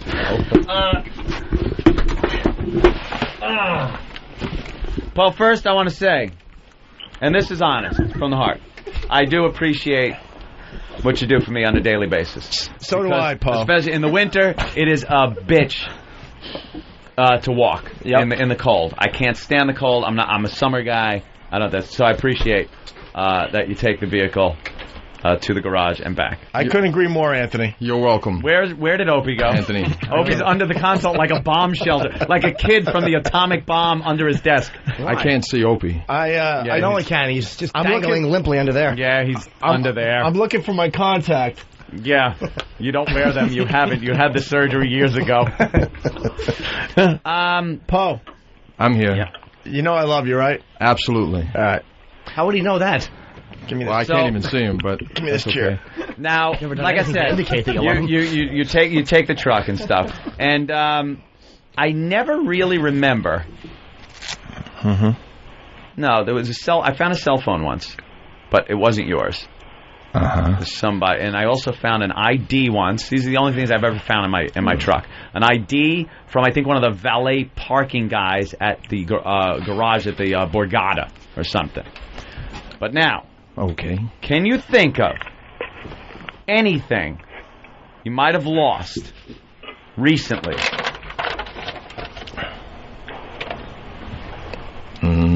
The only thing I bring is my iPod. Your iPod. My gloves. iPod gloves.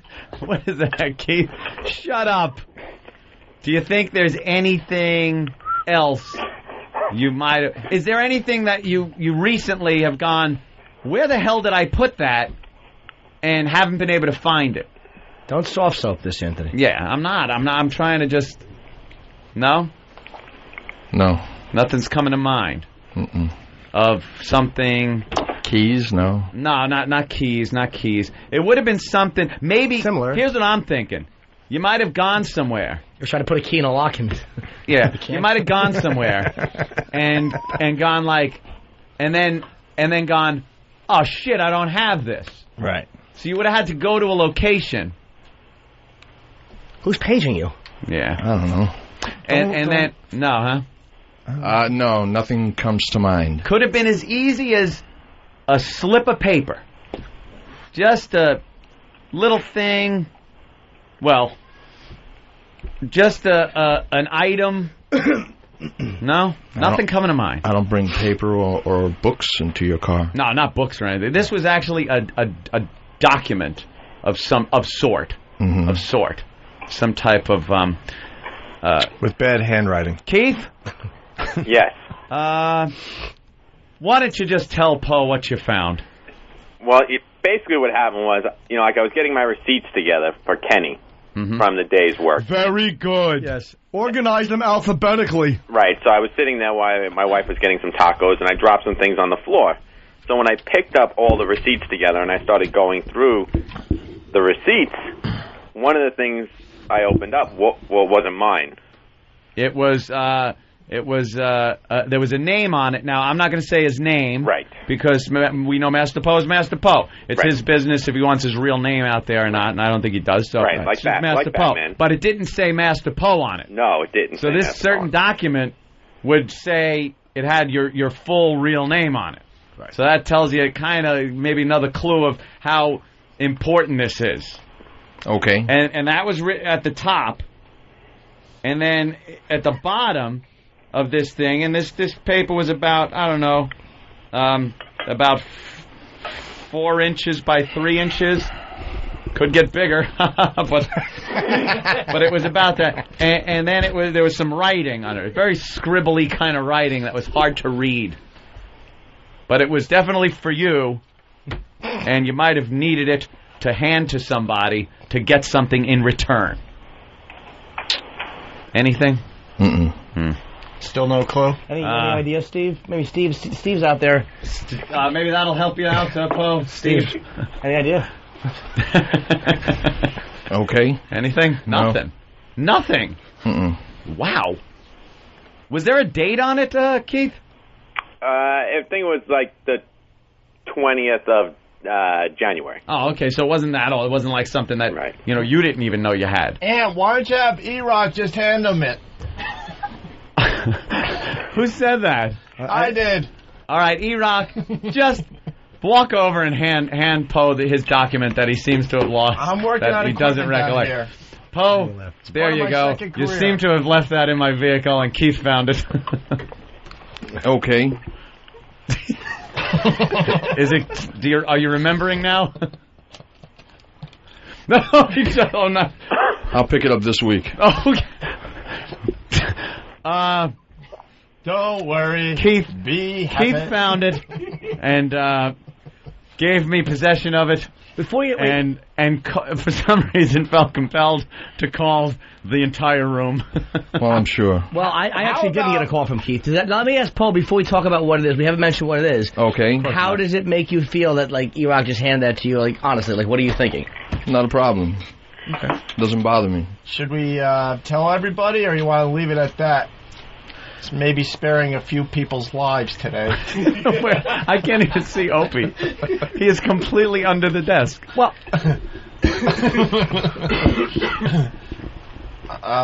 Poe? Yes, Opie, I can't see you. Thank God. You do have a saying in this, sort of. Okay. Oh boy. Those are really not comforting. Okay. Oh boy. Okay. Those are not comforting. That's the okay you get right before the foot comes up and sweeps you across the face, and you go nighty night. Yeah. Mirko Krokock. Yeah, exactly. That's the okay you get just before it's not going to be okay. It's yeah. There's nothing okay about. Do you want it quick or slow? Quick. Okay.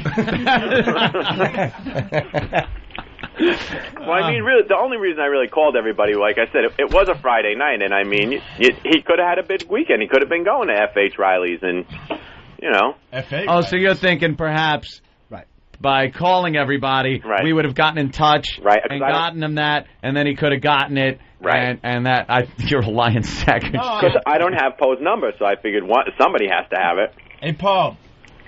Yo. Oh, boy. I'm listening. You have heard before, don't kill the messenger, right? So you don't want me to kill Eric? Or me. Well, do you want to talk about what it is? I mean, it's up to you. Daddy's on the phone. At this point, I think the mystique of the whole thing is probably worse than the actual, Absolutely. The actual looks like because if I didn't know right now, I'm thinking butt plug. Looks like Keith doesn't have the same problem. Kidding. Well, it's something. Hey, it's something I know Jimmy Norton has used many times. That's right, right, Jimmy? Nothing wrong with that, huh? Oh, of course I have. In Brazil. Oh yeah. Yeah, a man's cock. That's right. As a seat. Alrighty. Oh boy. There's a lot of okays and all righties. Oh, an all righty. Can I have water, please? Oh my God! What you didn't even get the pills yet. What are you getting to wash them down with? Get someone get Paul water. The man is thirsty. I'm a little thirsty right now. Yeah. How about we leave this as a cliffhanger? Oh, that's a good idea. Yes, well, I think there's a cliffhanger was the problem. There are certain things that we each get thrown under the bus for, I must say. And if you slip up, let me let you know a little something. Here's something the gang likes to play jokes on, everybody. If somebody, let's say Danny, is constantly doing this, he forgets to close his email. Right. So I get an email from Danny, and it's in the rest of my emails, and I'm opening them up, and it says RE, Tuesday. Right. And I'm thinking it's some show prep thing, and I click on Danny's because there are a bunch of RE things, and I'm thinking it's show prep, and it says, Anthony, you did such a great job today.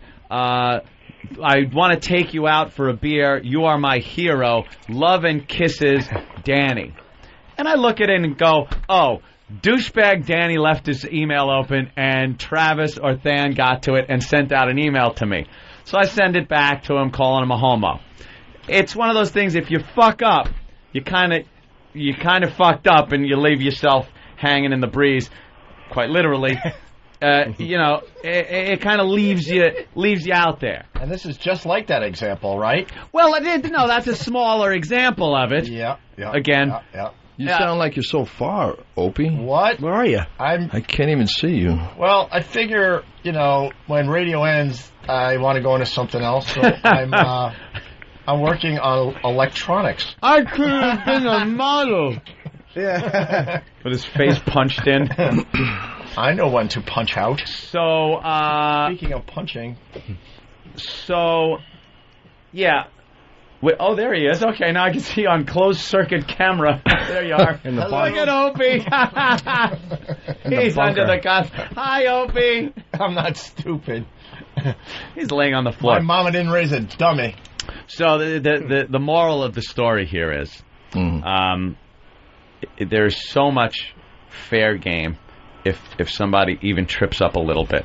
And I guess you must have been reaching into your pocket for something. That fell out. Keith then grabs it. He calls everybody. And then it just, it becomes something that goes out in the air. But, of course, fair game. That's what being thrown under the bus Under is. the bus. Unfortunately... Line of the day sponsored by BowDogFight.com. Who's saying that? I don't know. So, let me look at the camera. So, where did E-Rock go? That fucker? He just left. I don't know. All It's right. not like you have to worry about your ass being violated for 2 reasons.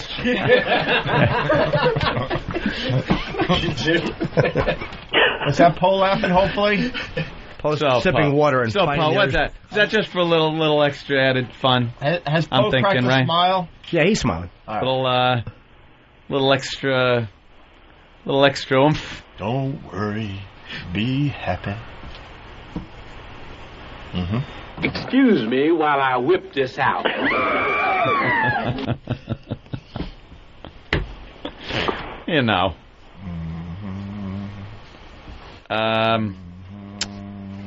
Well, yeah, it's up to you.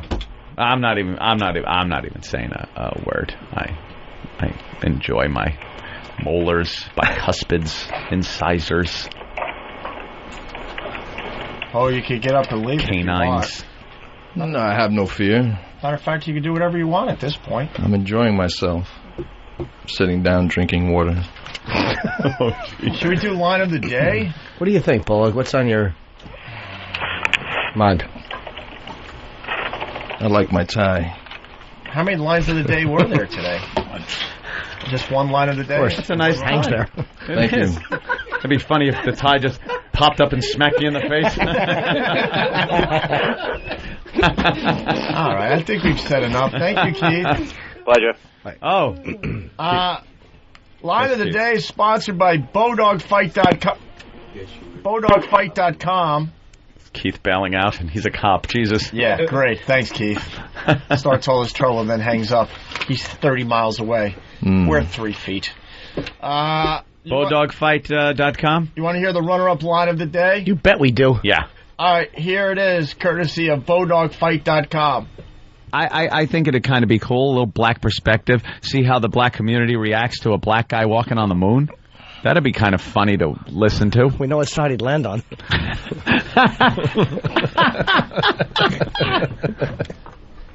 That was very good, Jimmy. Thank you for the mention. That was I like it. what I felt good about. That was funny. Thank you. Is Poe still here? Yes, he is. Yeah. He's got one hand on the console. It's kind of half fist. Yeah, great. It's not relaxed. For him, it's relaxed because it's not punching, Right. but it's just kind of clenched, in a comfy fist position. I learned this from the animal kingdom. You try to make yourself less threatening, and maybe the animal will ignore you. Docile behavior. Yeah. Right. That's good. BowDogFight.com is a great website. Why don't you go there and check it out for yourself? Because I don't have the script in front of me at this moment in time. Well, maybe for tomorrow you can write it down, write it under the console. Mixed here. martial arts. Oh yeah, mixed martial arts What it with is? Russians in the U.S. and Mixed, hard and soft. and some kind of reality show also mixed in there. I wasn't laughing, Paul. I had a little tickle in my throat. BowDogFight.com. Here is today's line of the day. Here comes Line of the day, line of the day.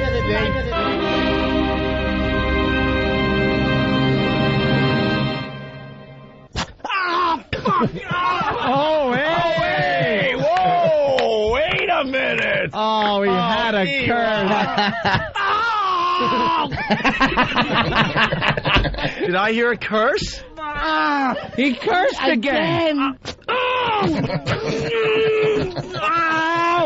What? Did he think something inappropriate? Wait, what? Oh, God.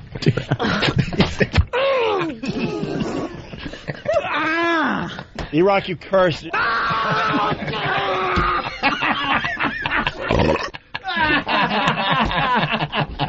Oh, wow, fucking Stav. That's funny, man. That is line of the day. I'll make that into a promo immediately. That is great. Oh, that is good. You know what? With a little gay porno.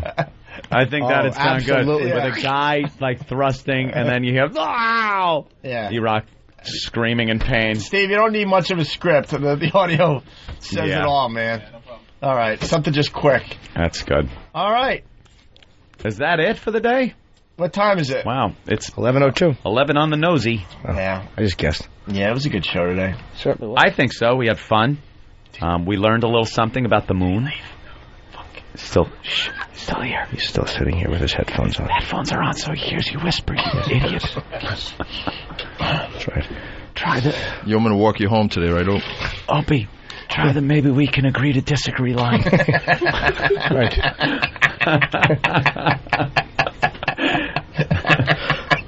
My word. This is great. I think I could do a show from home like this. I could see Opie on the TV monitor. That's going to be my new bit. Just agree to disagree to everything. He lays out all this great knowledge.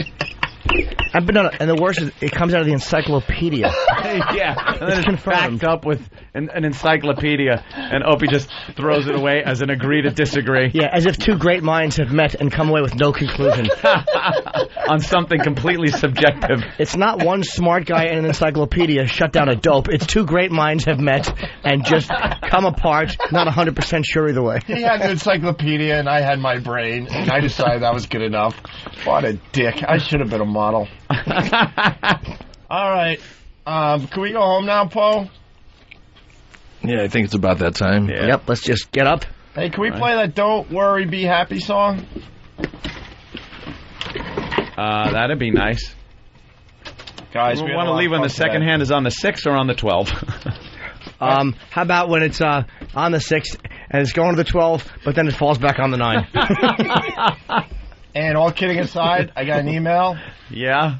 From Tom and Joel and John. They want to meet with us immediately following this show. No. Swear to God. Stop. Play the Don't Worry, Be Happy. Oh, we got to get to the other place immediately. Ba ba ba ba ba ba ba ba ba ba ba ba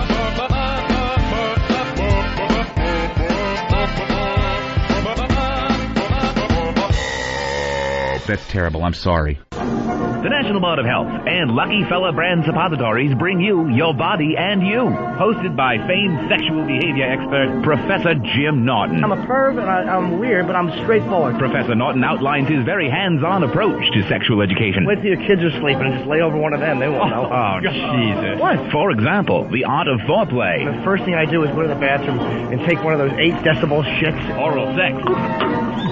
Why? Sexual experimentation. I was performing Tushalinga. And sexually transmitted diseases. I wish I had AIDS so I could bite somebody. And for the grown-ups, there's also a segment on marriage counseling. Honey, you're 41. Can I finally have the balloon knot? He'll also stress the importance of lubrication. You want it to sound like when your muddy boot gets stuck? Like a quagmire? Another word to the wise from Professor Jim Norton. Remember, on the face. Line of the Day is brought to you by Bodog. If you'd like to vote on any of the weekly show polls, go to iliketolisten.com.